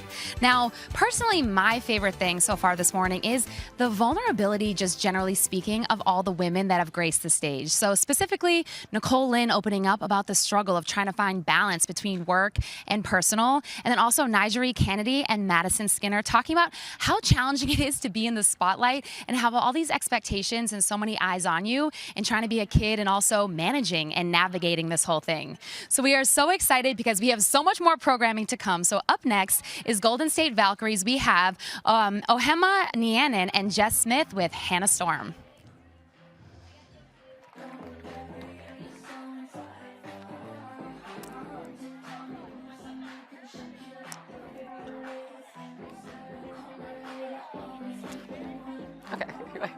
Hi, everybody. I love Charlie. What can I say? How was your lunch? Did everybody have a good lunch? And hang out? And also, it's like so much nicer now, right? It's like we're in the shade, we're fed, we're caffeinated. You guys are going to love, love, love what I have coming up for you. Our first guest oversees all Golden State Valkyries basketball operations. Woo! And helped the team become the first ever WNBA expansion team to make the playoffs in their first year. Nobody saw it coming. They were amazing. Please welcome Ohema Nianen to the stage.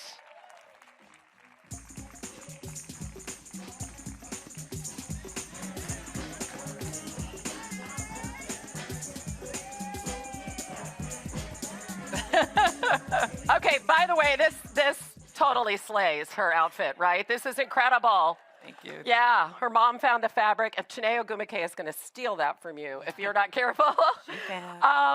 Our next guest is a 2024 Sports Business Journal Power Player in women's sports, SBJ's Best Hire of the Year. The Valkyries set an all-time WNBA attendance record on their way to winning 23 games. Please help me welcome to the stage the president of the Golden State Valkyries, Jess Smith. You got to dance. Oh.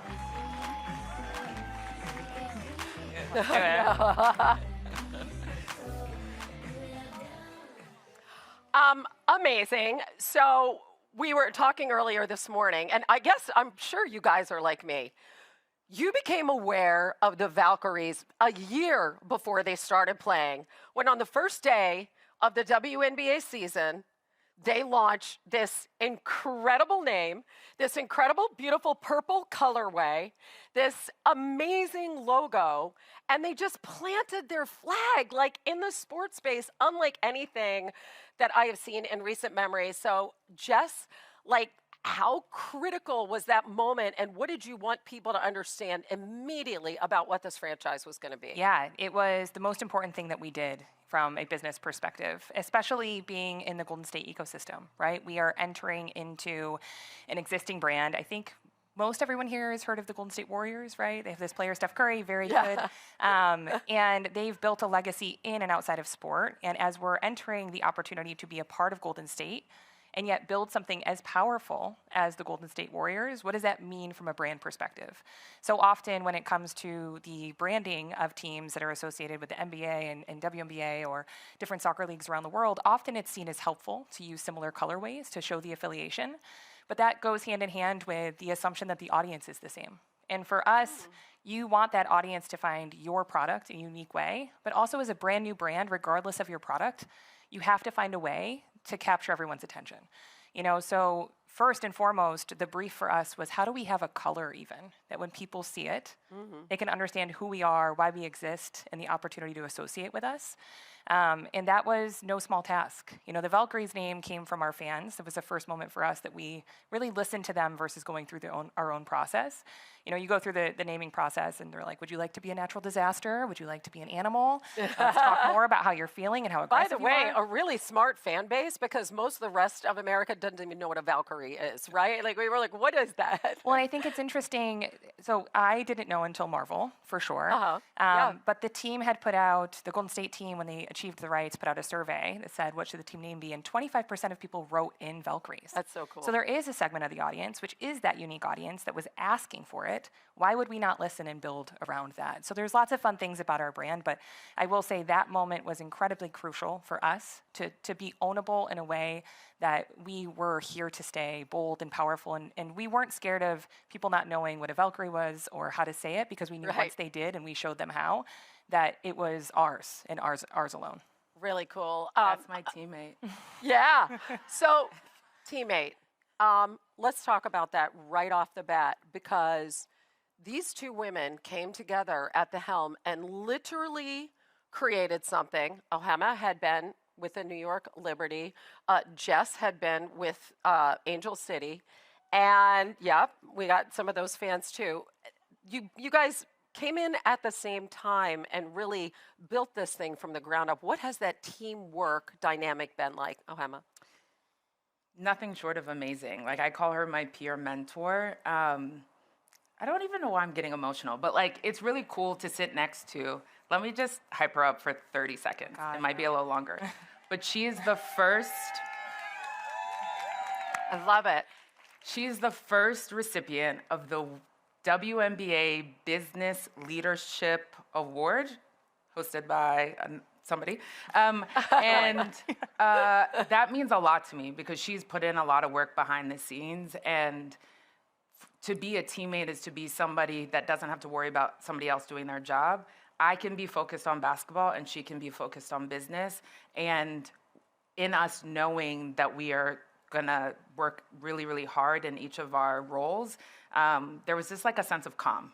We can also close the door and be like, baby, what did we just get ourselves into? And then when we open the door, we can walk out and lead in the most authentic way. So I think it's understanding and loving and enjoying the person that you want to work with.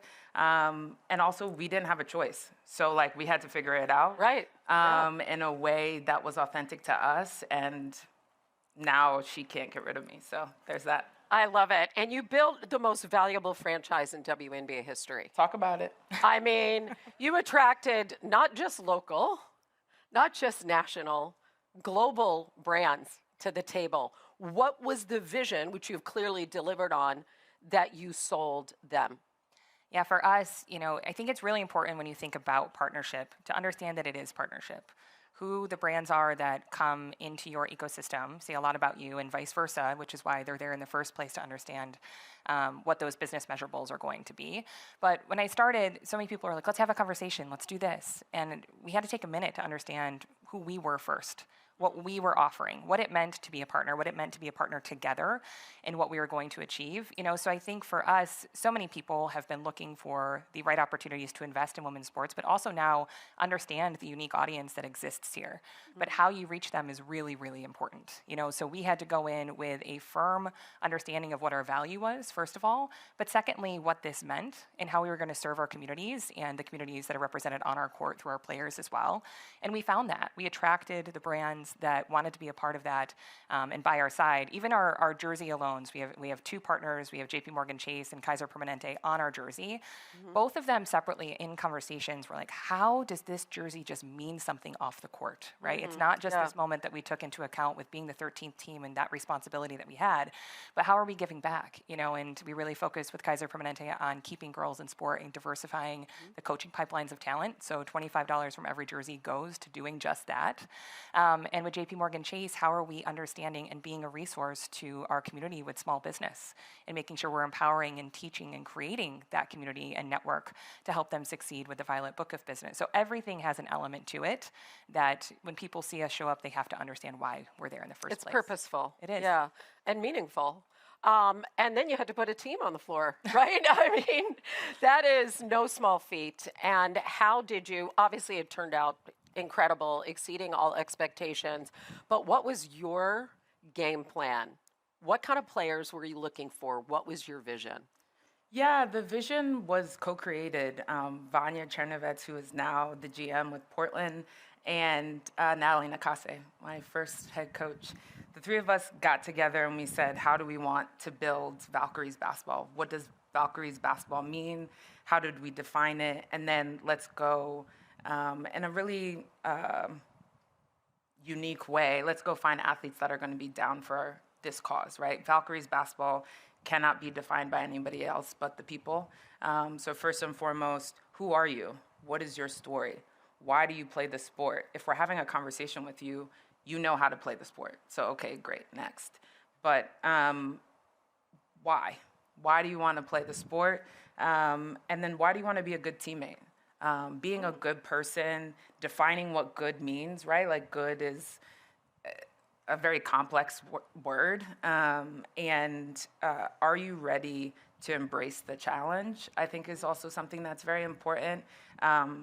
Nobody thought externally that we would be anything. There were rules that we had to follow, an expansion draft. Okay, great. What's next? Free agency. Okay, next, college draft. And we wanted to define it for ourselves. And then we had a lot of conviction in what we put together and just allowed for the humans to show the positivity that can come from really strong women coming together and saying yes to everybody that said no to us in the past. But, now I have to hype you up, though. I mean, the vision that you were able to create to allow athletes to be their best selves, allow Coach Natalie Nakase to be her best self, like, you have to take some credit for that, too. To create a new environment, but to be able to bring people to the table and empower them and give them what they need to succeed together.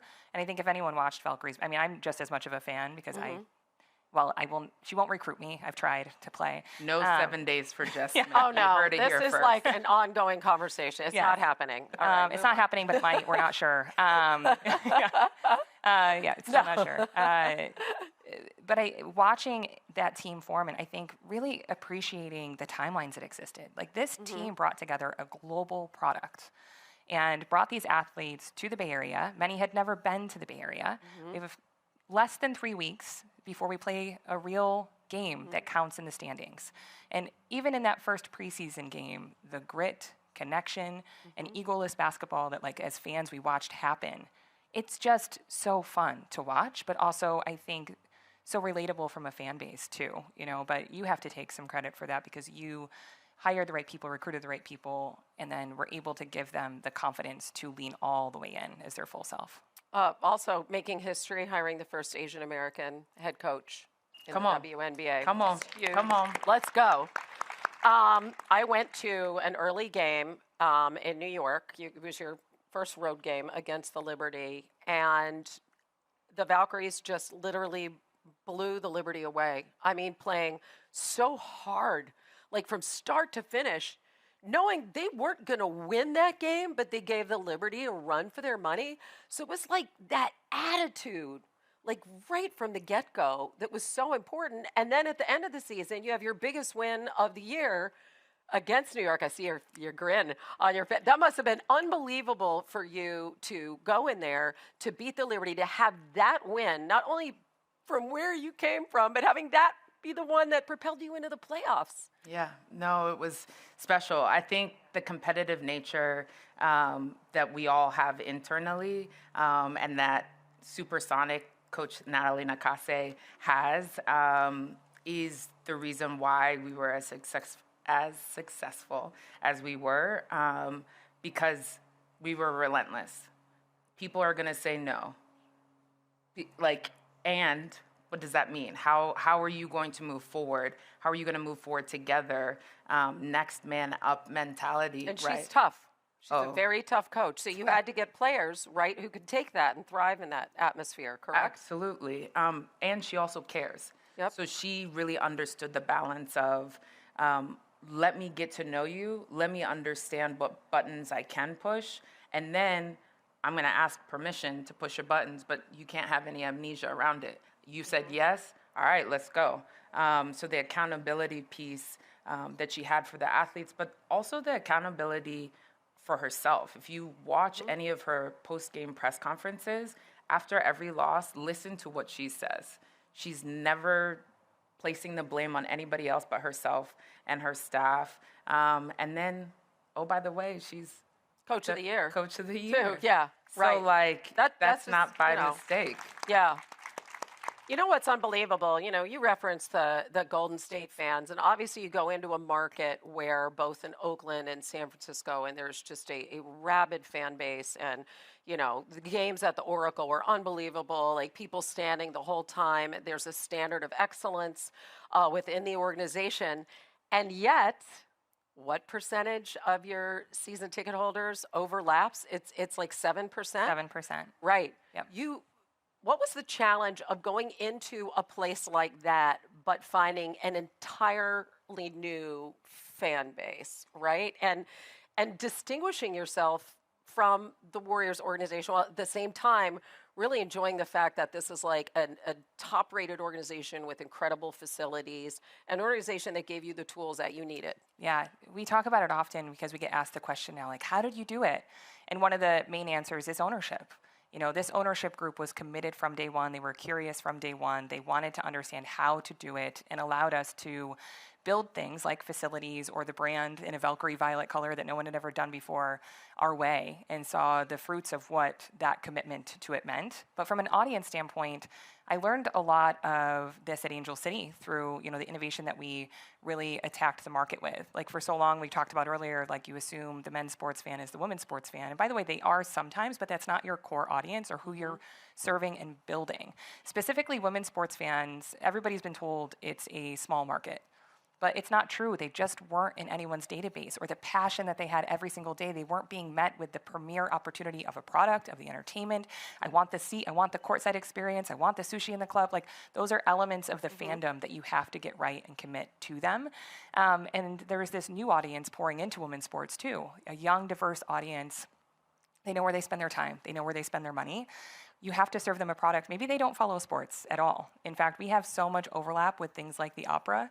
Really? Really. And so I think it's about entertainment. It's about the experience. The experience right? that it has, the community that it is, and the talent that they're watching. And then once they get there, they're immediately converted into knowing everything about Veronica Burton that has ever existed. Right. But that audience is flooding into the W specifically too. When you look at the fastest growing audience in the WNBA, it's young men under 18. And I think there's so many learnings of how to serve the audience that is unique and yet serve the audience that is incoming into this league. And at Golden State, we had to do just that. If you come to our game day experience, to Valhalla, if you will, if anybody has been there, it is a totally different environment. You know, that's intentional. Everything has to be intentional. Same market, same sport, same ownership group, but unique product. And our hope is that someday every Warriors fan would love to be a Valkyries fan. By the way, they also hope every Valkyries fan becomes a Warriors fan. Right. So it's beneficial to the overall ecosystem of Golden State too. Yeah, I mean, I think of what an incredible experience it is going to a Liberty game too. And I think that they, you know, really, again, the premier restaurants, you know, whatever you want, like the in-game entertainment, like everything. It's a whole vibe, if you will. There's uncertainty on the horizon. We don't know what's going to happen or when with the collective bargaining agreement. And so the challenge becomes, which it is in a lot of businesses, I'm sure you guys can relate to, how do you deal with uncertainty? Yeah, no, it's a great question. I think for us internally, from the basketball operations perspective, we just started last year, right? And so one of the things that I tasked my group with is embrace the unknown. We got our expansion draft rules when we got them, and we had to figure out. Well, I mean, it was late. Come on, it was late. We got them when we got them. Yeah, you know. And then we had to act. So whenever it gets figured out, great. But that doesn't mean that we're out here doing nothing. It means that we're evaluating every detail of this past season, day by day, and then really talking to all the different stakeholders that we can to say, how can we be better?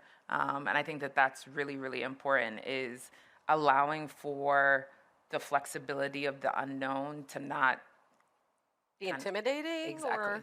or or almost like freeze you because you know what I mean? Like you're going to have to move. Exactly. And you may be building a whole new team. I mean, it could be an insane like free agent frenzy, as we all know. We will see where we're going, because at the same time you're dealing with the challenge of that, but now, Jess, you're also dealing with expectations, right? And you're dealing with a fantastic owner, as you said, Joe Lacob, but who has said for the Valkyries and the Warriors, like, I want championships within 5 years. So how do you balance sort of not knowing what's ahead, but still knowing that you got to take it to the next level anyway? I think what's been interesting with this group specifically, working beside Ohema and Coach Natalie, is we've had those expectations of ourselves from day one. When I first spoke to the Golden State staff, behind the scenes, I was like, if we are not selling out, we have done something wrong. That is the assignment. Like 10,000 tickets is not good enough. Like, don't get that in your head that would ever be something we'd strive for. And I know that same tenacity, exists on the basketball side. So while the world may have just been like, let's see what they can do, the weight that we have and the confidence that we had if we did what we were supposed to do of what the outcome could be has existed. And I think for me, how it feels moving into next year is a yes and moment. Right? So we introduced ourselves to the world in every way, shape, and form. And that chip on our shoulder actually feels a little bit heavier, if I'm being totally honest. Like, we're here, and now we know some other things that we have to do. And to your point of uncertainty, we have to stay ready, right? Like, and I think our fans in the Bay certainly allow us to do that. Our season ticket holders have renewed at over 90%. We are... Can you just say that again? Slower. I mean, let's say that again. I always have to, whenever you have like a great fact, you always like, well, la, la, la, la. But I mean, it's like unbelievable. Say that again, because everybody needs to hear that. Our base is renewed at over 90%. And 90% renewal. That's incredible. It's a credit to our fan base. I mean, they are just unbelievable, and the connection that they have with our players and with each other really create an environment that has become unmatched and renowned, and people want to see it, and I can't wait to share it with them. But we have to stay ready. Like, my commitment to Ohema and Natalie and the players is that it's my job and our entire business team's job to create the best home court advantage you've ever seen. Right? And so we will keep our eye on that, and continue to build and serve our community and serve our fans, while we wait on what's next. Do you ever look at the opposing teams when they come in and what their reaction is to what you're doing? Sounds like you might know the answer to this question. I do, because, what we've built is and always has been bigger than Golden State. Our logo has 13 lines in it because we're the 13th expansion team. We did that on purpose. We knew what the weight of this moment was for the WNBA. People have been asking for more from this league for a long time, and we were the first response to that. And we wanted to show, if you went hard in the paint, like, what could happen, right? We went real hard in the paint. Yeah. And so I love the opportunity to just have people come into our building for the first time, especially these players, and to just look around and be like, yeah, this is the W. This is what it is. And it just brings me so much joy to know I've played a small part in that experience for any of the athletes, whether they have the Valkyries jersey on or not. Yeah, and you would hope that that would be the standard, right? That's the standard that every franchise would aspire to. Ohema, how do you think, and really with this free agent possibility, but you're always going to be making moves, you're always going to be doing things. Now that 1 year has gone by, what do you think is the perception on the part of players around the league about the Valkyries, what it means to play there, and frankly, the desire of players to come and play in the Bay Area?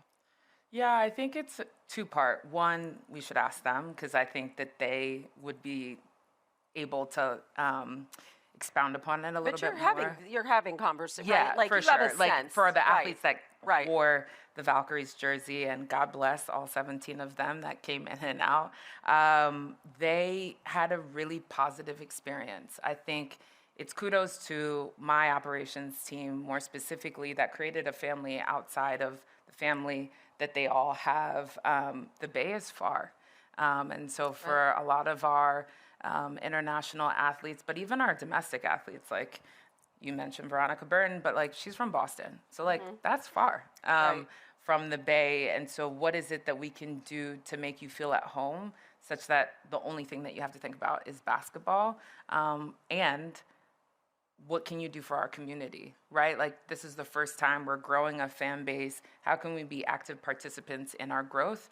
And how can we work hand in hand with our business team, I think is also really important. But I would say for them more specifically, they enjoyed the experience because they felt like they were being communicated with as humans. Right. Can you just explain that? Yeah. Because you would think, honestly, that goes without saying, but it doesn't always happen. Yeah, I would just say like deep and meaningful communication is at the forefront of how we deal with them. I think in addition to that, the vulnerability of, I didn't get it right today. I am your general manager, and I can say to you, I didn't get it right today, but how can I be better for you tomorrow? Not having too many of those conversations, by the way, but having enough where they understand that, like, you're human too. So in that servant leadership, if we work together, we can accomplish anything. And we did that from my performance team to our coaching staff to the business team and all of the different overlap. I'm glad that you mentioned sort of the big picture, because the two of you are obviously shining examples of this being a viable career path for women. And, you know, we talk a lot about athletes, and rightly so, right? That's who everyone is coming to see. Their drive and dedication is unparalleled. But Jess, I'm wondering, through your career, you know, what kind of example you want to set for other women in the industry? I know sometimes it's hard to talk about yourself in that way, but what would you like to see in light of the sports world, in management, and not just women's sports, but women's and men's sports? Ooh, is it like happy hour yet? Yeah, in about 5 it minutes. Might be, right? You know, it's interesting. My own personal background, first person in my family to attend college, like didn't even understand really how to like declare a major, let alone could fathom the experience I'm having in real time with all of you. And I think that has also been a superpower of mine, is the core understanding of our society in many different ways. And what I hope for is that, you know, when I look back at my younger self even, I was so concerned with how other people did things and trying to do it like other people and trying to learn so much about their experience that I thought was more valuable. And I think what makes any leader really good at what they do is just the awareness of what their superpowers are and where their blind spots are, and building teams to do that. And as women, and you know, whatever background you have, I think leaning into that and being your full self is where I hope to see us go. We are different. We're not one-dimensional. It's not a female coach. Natalie Nakase is Natalie Nakase. Mm-hmm. And I think us that are in leadership positions right now have to lead that way and be ourselves. And also, you know, Elizabeth Banks said it last night, give ourselves permission to like lead aggressively, you know, go after, take chances, fail, be okay with that, you know, learn from it, get up, go again. Like we have to keep moving that way. But I think all of us would be remiss to not say that we don't feel the weight of the seats that we have and what this means for future generations of young women that may not get that 7-day contract, okay? Right. Wow. Yeah. I mean, putting on the public pressure. As well. How about, as you listen to Jess and you're internally reflecting on your own journey, what would you like to add to what she just said? Ooh. Yeah, being authentically yourself, I think, is really important. I also think, like, the vulnerability of this is hard. Like, this ain't for the weak. And I'm an active participant. I said yes. I said yes to this job. It was offered to me. I said yes. It was offered to Jess. She said yes. Finding ways to lean on each other because we know how lonely it is. And we also know that when the lights are on, we got to show up, and we have to do it in the most authentic way possible. So not allowing for your past experiences to be your present experiences, or your future experiences, but to be a product of how you show up on a daily basis, I think is really important. Yeah, and doing it together. Really cool. Power duo here, you guys. Please give it up for these two, are unbelievable women. And you guys are an unbelievable attentive audience. I mean, much respect to these guys, all right? Thank you. So that was our keynote for today. You may go, like, enjoy. Happy hour could start now for you, Jess. That's all I'm saying. Thanks, ladies.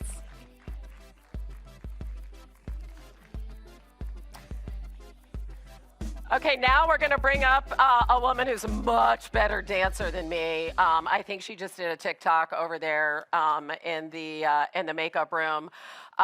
She's incredible, funny, delightful, smart, works 8 days a week. My friend and my colleague, Christine Williamson. See, I knew you could do it. Hi! Beat bees in the trap. Any Nikki fans here? It's me. Hi guys, how are you?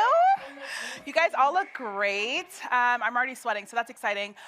This, no offense to anybody else that's been up here the entire summit, but I will say this is gonna be the best dressed panel that you've seen up here, only because of the pressure that Brittany Hampton put on everybody during our Get Ready meeting. So I'm gonna start bringing people out. You've already seen her. She's one of my besties, and she wouldn't do that TikTok that Hannah was talking about earlier, but it's totally okay. Andrea Carter, welcome to the stage. It was like, yeah, we're good.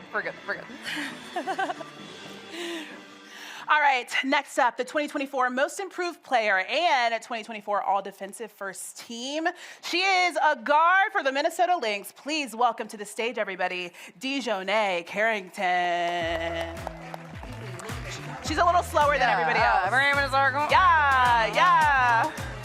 Hey. Yeah. See, she'll do the TikToks with me. She will. I will not. Look at her. Thank you. We can sit. Yeah. You can sit. No. All right, next up to the stage. She led styling campaigns and lookbooks for different brands and celebrity clientele like Paige Beckers, Nika Mule, Sabrina Ionescu, Kelsey Plum, and so much more. Please welcome to the stage creative director, designer, stylist, and visual consultant, Brittany Hampton. Yeah. It's effortless. Hello. She looks so good. Yes. All right, last but not least, she was selected 8th overall by the Connecticut Sun in 2025, and she set franchise single-season rookie records for three-pointers made and total steals and blocks. Please welcome to the stage a person that did do the TikTok with me, Sanaya Rivers. Hey, yeah. Well said that. See, she's always ready. That's why we love her. Okay, ladies, I already told them that this was going to be the best dressed panel. You agree? Yeah. Okay, done. Yes. Brittany. Do they agree? First, yeah, of course they do. They already said yes. Brittany, when we were having our get ready meeting at the end, she was like, "What are you guys wearing?" And I was like, "Oh my God, the pressure." So what are the vibes today, ladies? How did we land on what we're wearing? Let's start with Brittany. Well, I landed with Veronica Beard. Great, women on women. We got to support. But I did a little summer trench. Yeah, it's good. I think it did the good weather with right. Yeah, it's still classy. It's a vibe. Sanaya. I did a little mix sorority today. I'm streetwear. Then I got on some loafers. A cool little belt. I don't know if y'all saw it. It's from Sheen. So I got a whole mix of everything going on. It's race cars. It's race cars. Yeah. Also, look at the ring. It's teeth. Oh, can y'all see it? It's teeth. You probably can't see it, Yeah. but it's teeth. Yeah, I can't see it. I don't know where one Just gets imagine. a teeth ring, but that's called fashion. DeJohnay, what do we got? All my stuff is still in Minnesota, so I had to figure out what I had with me, and I'm always gonna show some type of a skin. So, you know, we got a little stomach out, but wanted to keep it a little classy with the trench. So, just kind of tried to bring it all together, keep it cute, keep it calm. Abs are abbing, just so you guys know, in case you didn't tell.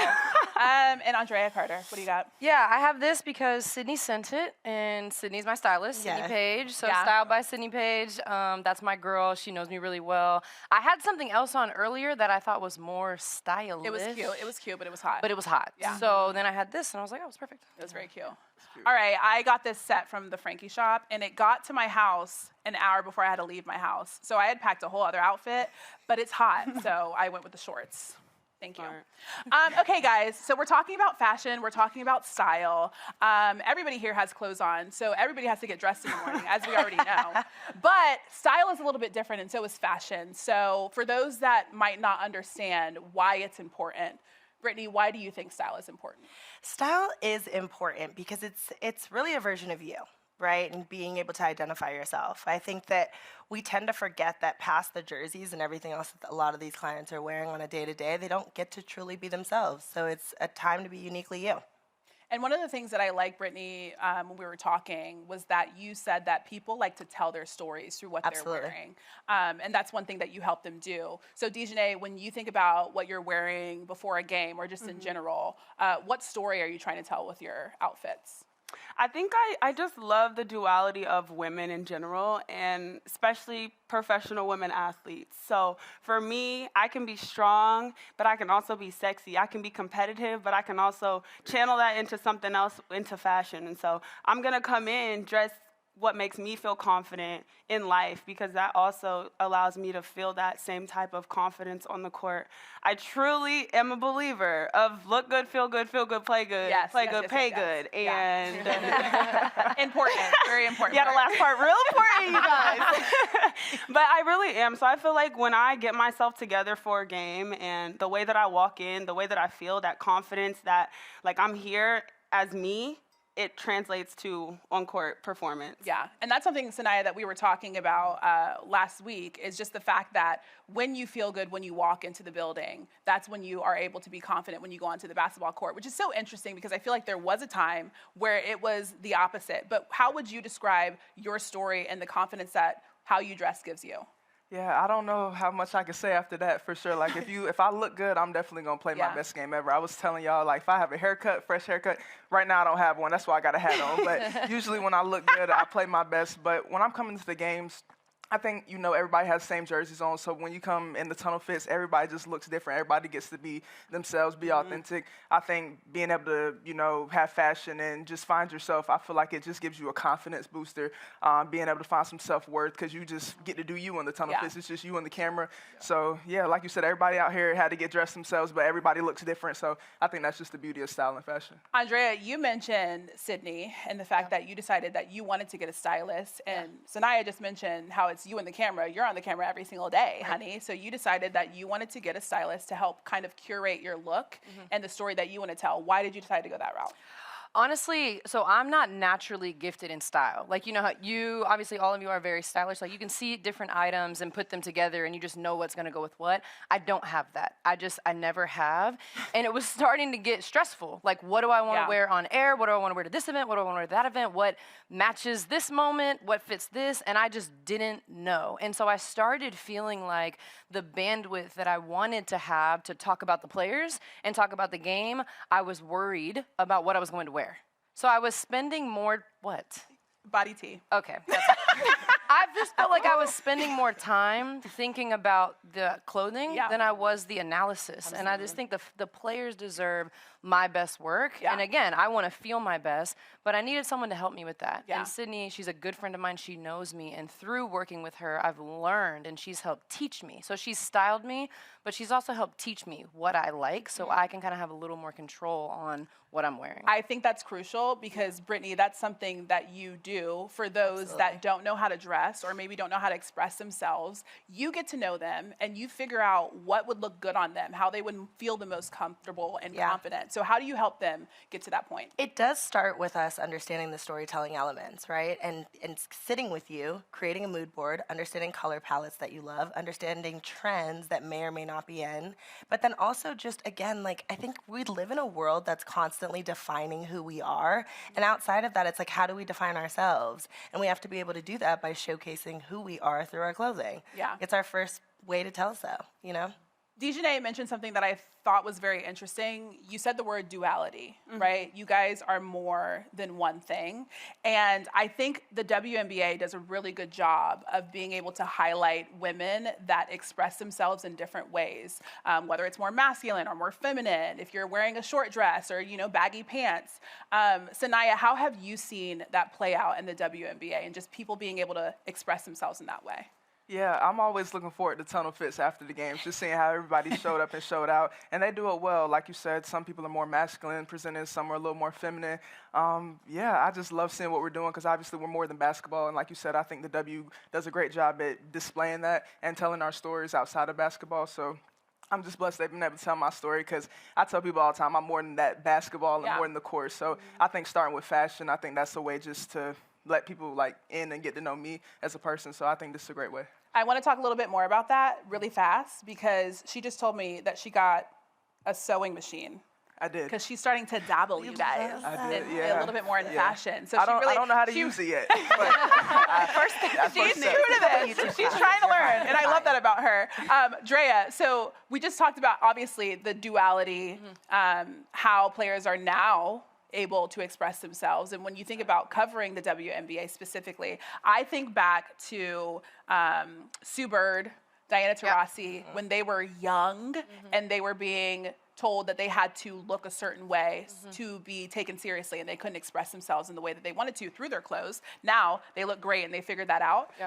But how has that shift been seen in the media and just in the WNBA? Yeah, I think it's funny, you know, I feel like we didn't used to talk about player style. And like you see, look at this. Like, you know who these people are, but it doesn't look like who we know them to be. And I think the WNBA now is a place where players can truly be themselves. And then us as analysts, we get to talk about them and their true selves. It helps us know them a little bit more. It helps us connect to them a little bit more. To me, the W used to be in its own way a little bit. There was a dress code for the WNBA draft. And like, where you had to have stockings under your dress. Deborah Peters actually had a really good quote. She said during her draft, I think it was 2012, she was the third pick. She said during her draft, they look like the most athletic accountants you've ever seen.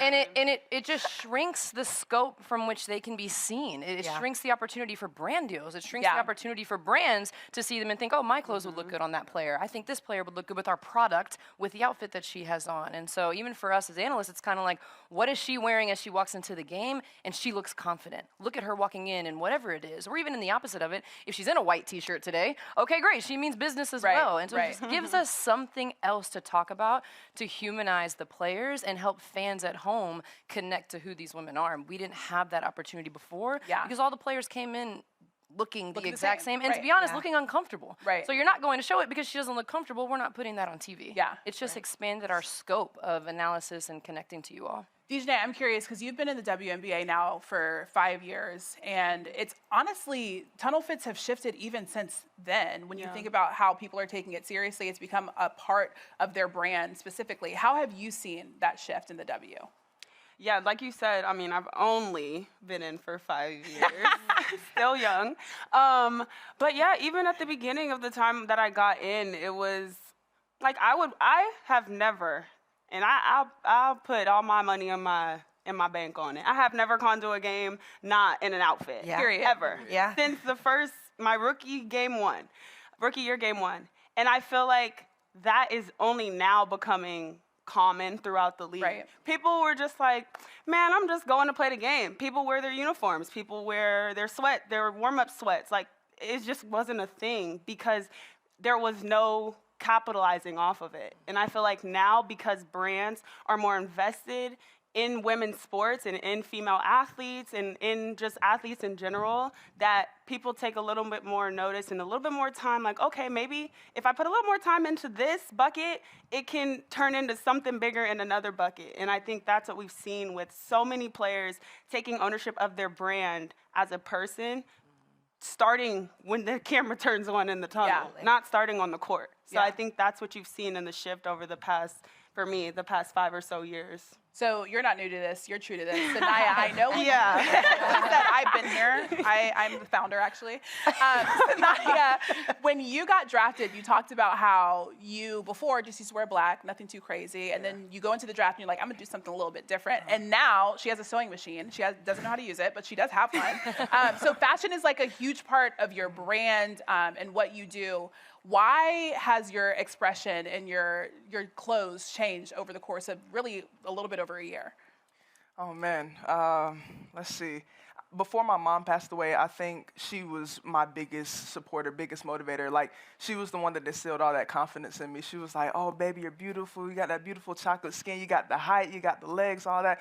And I was like, I don't know, like, whatever. So then one day, I don't know, tunnel fits became a thing. I was just like, okay, I'm gonna tap into this, see what my mom was talking about. And I tried it. The people were loving it. They were loving the outfits. I think, like DeJeanette mentioned, I'm always have some type of skin out. I'm big on tattoos. I'm always gonna get some new ink, so why not show it off? I paid thousands of dollars for all this stuff. Might as well have somebody see it. And she also talked about my smile and how it was just perfect. So she always wanted me to smile in the picture. So now I smile big. I put on my outfits, and I feel like it just gives me a lot of confidence. And then knowing that she was my biggest motivation. So I think that lights a fire in me. How would you, now that you've kind of come into your own, describe what your brand and your style is? I just say versatile. I feel like I'm just a versatile person in general, on the court, off the court. So with my style, I feel like I can wear some loafers, I can wear some sneakers, some Timbs, whatever. I might even wear the toes out one day if they paint it. I don't know, depends on the day. But I just think that just speaks to me, just being a versatile person. And yeah, that's what I would say. Toes out is crazy. Toes out is crazy. My toes might be out one day if they're painted. Brittany, I'm very curious because obviously you have to help people figure out who they are. Absolutely. Through their clothes. How? How do you get to figure out who they are in that way? Going back to kind of what you were just saying about like Sue and Diana, right? Like I've had the pleasure of working with both, and they constantly tell me like you are part of the trajectory of where the women are going, right? In sports in general. And so when you think about how it's changed and went from uniformity to being able to honestly truly wear whatever you want, like the tunnel is their runway. And people think that it's a mockery of it, and they like talk about what you guys are wearing and things of that nature, but it's like this is a time for them to truly be themselves. This is who they want to be. This is the reflection of themselves when they walk, onto the actual tunnels versus being just on the court. And so to be able to see you guys do that is an honor. I mean, DeJeanette is like, both of you guys, I'm like, the two of you are great. And so all that to say, like, I help them through and through, and truly, like, when they're rookies, it's one thing, right? Like, I love being able to work with the NIL girls. I love being able to work with the rookie girls because it's truly identifying who they want to become. So it's the approach, right? It's the introduction to where they're going to be. And then when they get into the league, it's just more monetary value for them of brands and marketings and everything else. And so it's a work through. It's constantly a work through. We play all the time. And whether that's with Sabrina or Paige or Nika or any of them, it's like we constantly play. Paige is a player more than anything. Paige always looks fire. I bring her dresses though, by the way. Bring her dresses? Oh, I love to. What? I'm like, girl, you're wearing this. And she's like, no, I'm not. The Kid Super at the ESPYs was so fire. So good. I talked to her at the ESPYs, and I was like, wait, how did you do this, sister? It was Brittany. I do want to ask you, though, because you talked about how players will get flack sometimes for what they're wearing, and people won't, really vibe with it. Yeah. Is there a right and wrong way to dress? I don't believe there is. I don't believe there should be a rule. I believe that you can truly be who you want to be and who you want to portray yourself as. Like, I don't think that there should be a rule of thumb at all. I think you can be unapologetically you. Yeah. And whatever that means, other people can deal with it. Period. Yeah. Wear what you want. Make sure you're covered up. Thank you.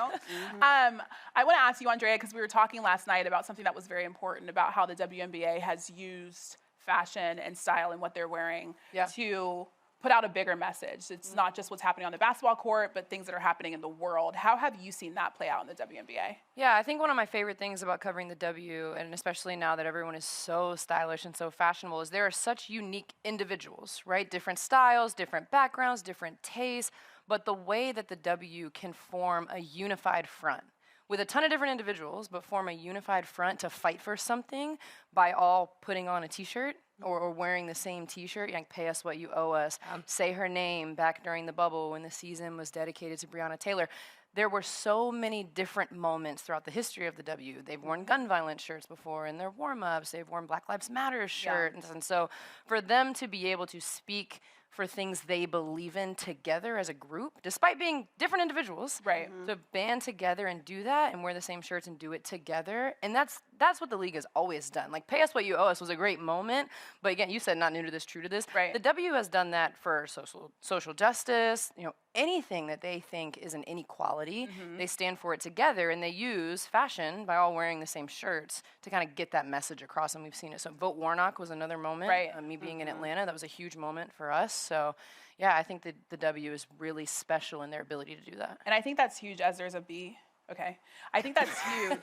Sorry, if I get stung, it would not be okay. I think it's huge just because the WNBA, through their style and just the way that you guys are able to express yourselves, influence the culture and the world. It goes beyond just the league. So when you think about the future of what the W can do through, I mean, Angel Reese, she was in a Victoria's Secret fashion show. We've seen a ton of athletes. We were at the Met Gala this past year. I was too. I got to interview Sabrina.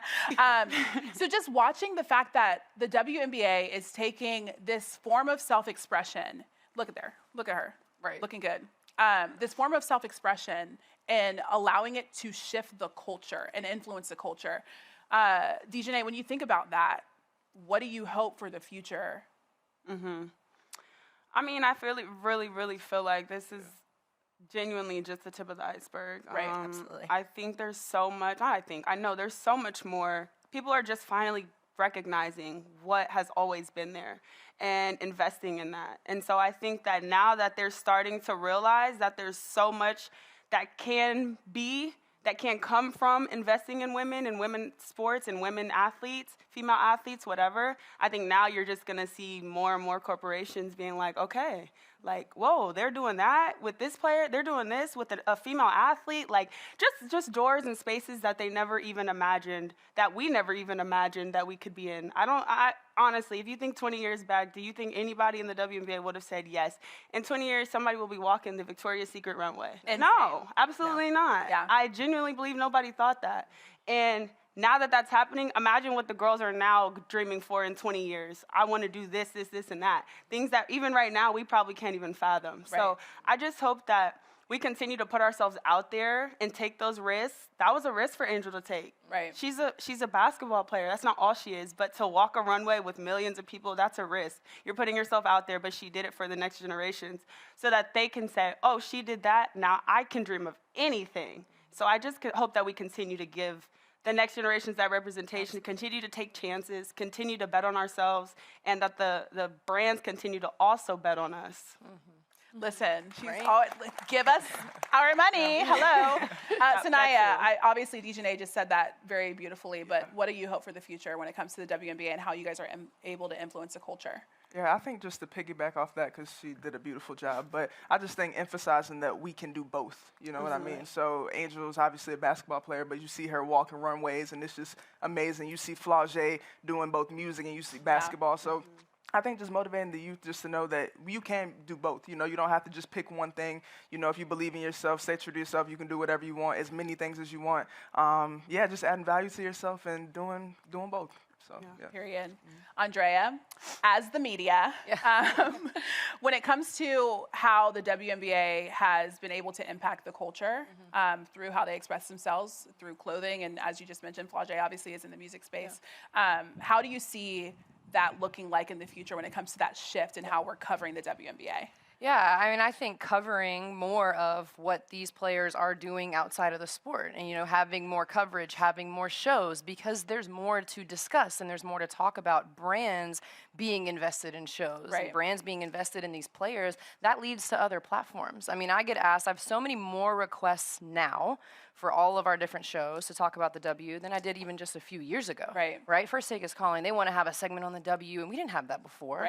And so there's more to talk about, there's more coverage, and I get excited also just thinking about the young players that not only get to watch these players on the court, but then see the tunnel fits. And like, these players are like rock stars at this point, right? And so if you think about having young eyes on them, they're like, oh, I could dress like that, and I could play like that. Oh, I could wear that. And there's so many different players that they get to pick one. If they pick one and they can connect to one, because everybody's so different, it's gonna inspire these young kids to work hard, that they can achieve not only being a great basketball player, but being in whatever field that they wanna be in, style, music, anything like that. So I see it growing from the young eyes being more motivated, and then from an analyst perspective and from the media perspective, our coverage is only going to go deeper and broader into what the women are capable of. I love that. I thought about that quote that Angel said when she was like, my dream job doesn't pay me enough, so my side hustles, because everybody's all mad that she's outside, my side hustles are what give me the money. So everybody is figuring out that the WNBA players and women in general that play sports have so much to offer to the world. Brittany, I want to ask you this, because as a person, like everybody here that gets dressed, I might need some style tips, you know what I mean? So if somebody like needs to build their dream capsule, like this is exactly what you need in your wardrobe, just to start off as a little style girl. Oh my goodness. What would they need? What would they need? You need essentials. You always need top tier basics. So, obviously we're all women here. So like bralettes, tank tops, bodysuits are a must. They tuck everything in. They, do all the judge. A great pair of denim is for life. You definitely need a great pair of denim. And barrel denim are in. I actually just mentioned that. Barrel denim is a must. They follow a boot, a heel, a sneaker, whatever it is, in all shapes and sizes. They're great. This season in general, turtlenecks, cardigans. Ooh. I am a chunky cardigan type of girl. Love it. Love the vibe. For the West Coast, East Coasters, everyone that wants to get it. So, Okay, and Sanaya, any style tips that you have for the peeps? Because I'm trying to find me a teeth ring. What? Where can I get that teeth ring? I think I got this like just at a them things in New York, like the regular stands or whatever. Oh, yeah. Like I think that's where I got this from. Crazy. Okay. But I think if I would tell you guys in here, is just step out of your comfort zone. You never grow in comfort. So I think for me, just wearing a piece that's uncomfortable, like this belt. Like at first I was like, this is a little childish. I don't know how I feel about this, but I've gotten a lot of compliments on it. So I think just find one piece to step out of your comfort zone. If you don't usually wear rings, find something cool, throw on a teeth ring. So yeah, just step out. Like for me, that was crazy. I feel like if I put a teeth ring on, people will be like, what are you doing? You got to be unapologetically you. As long as you know what you're doing, that's all that matters. Exactly. You're right. But and for me, like I used to always wear just black and neutral colors, but now I'm stepping into color. So I mean, I think that's another thing, just stepping out of my comfort zone. And then as long as you love it, you can't expect anybody else to like it or love it if you don't. So I feel like just looking yourself in the mirror, saying I look good, I feel good, and then the rest will come. So that's what I got.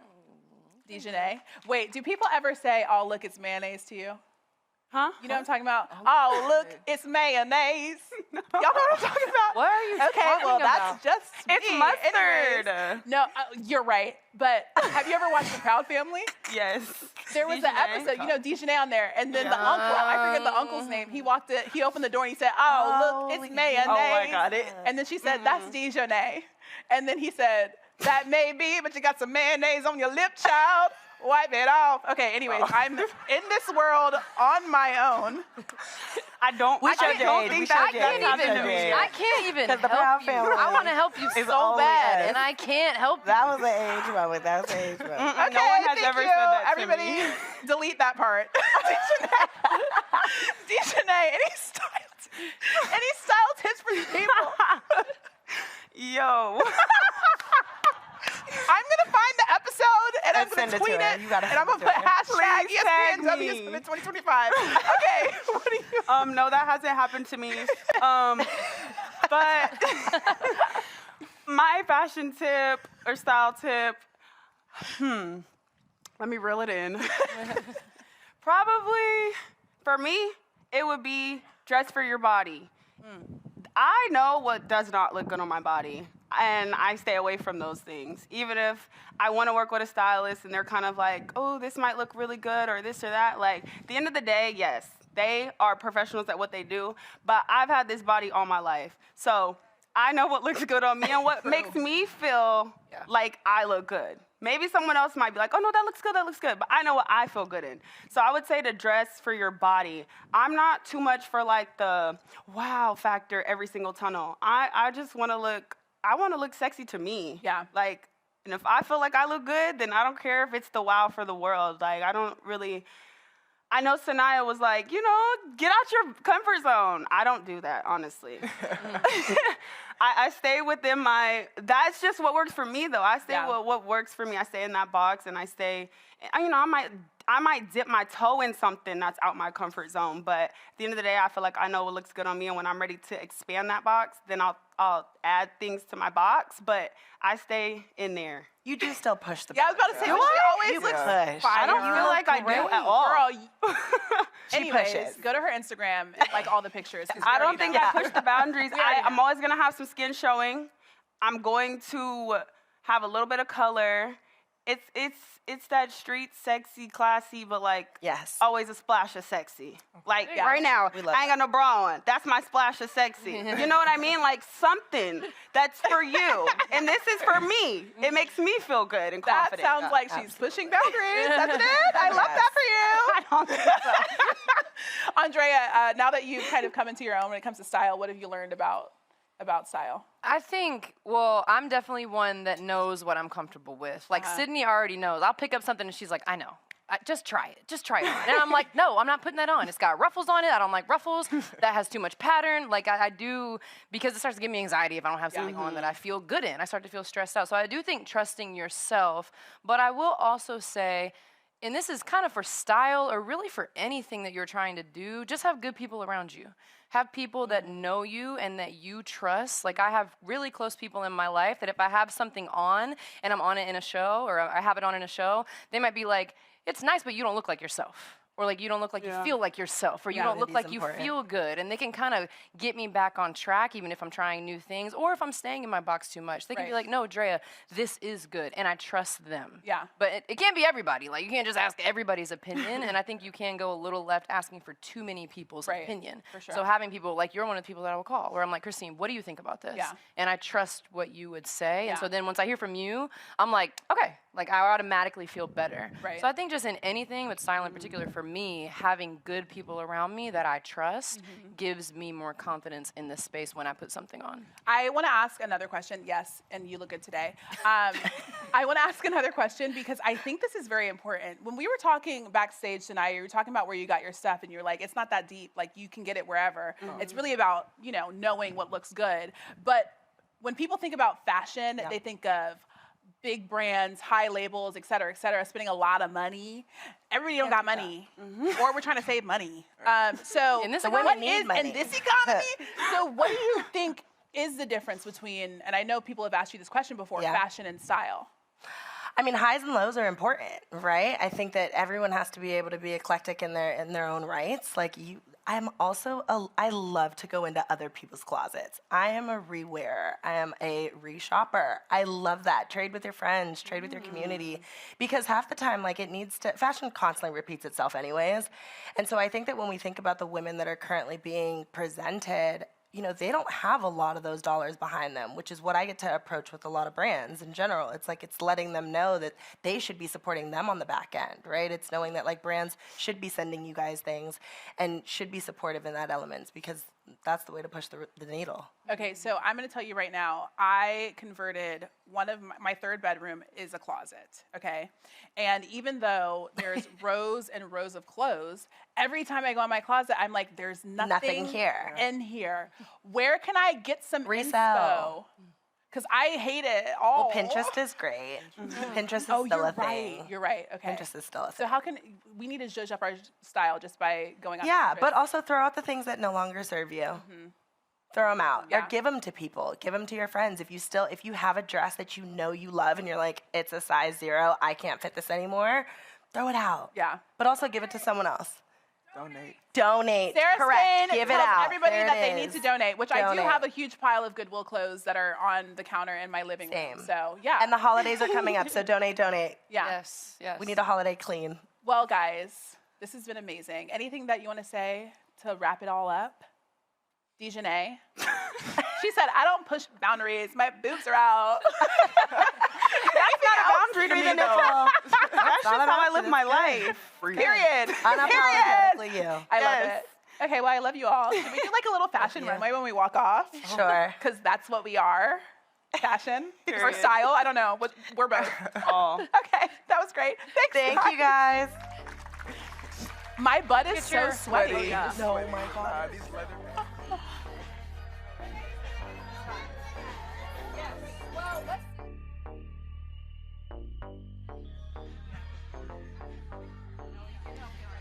Okay. How about that fashion panel?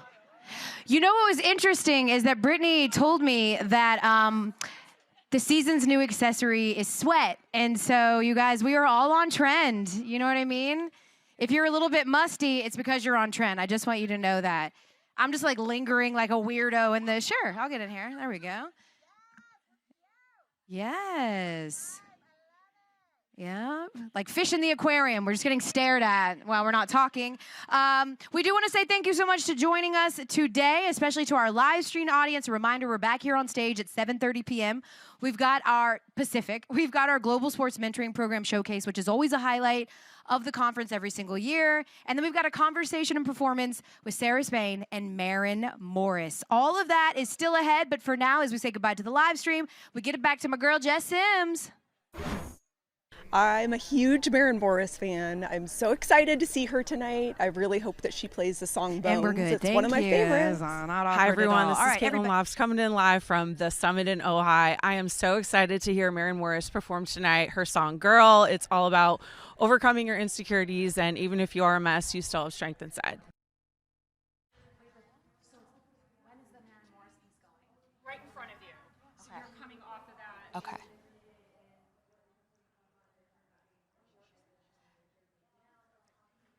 What's up, y'all? I am so excited for this Maren Morris performance later on tonight, and I know it's a little bit late, and by a little bit late, East Coasters, it's very late. 10:30 p.m. is when we are going to be back, 7:30 Pacific time, for our Global Sports Mentoring Program Showcase, followed by a conversation and performance.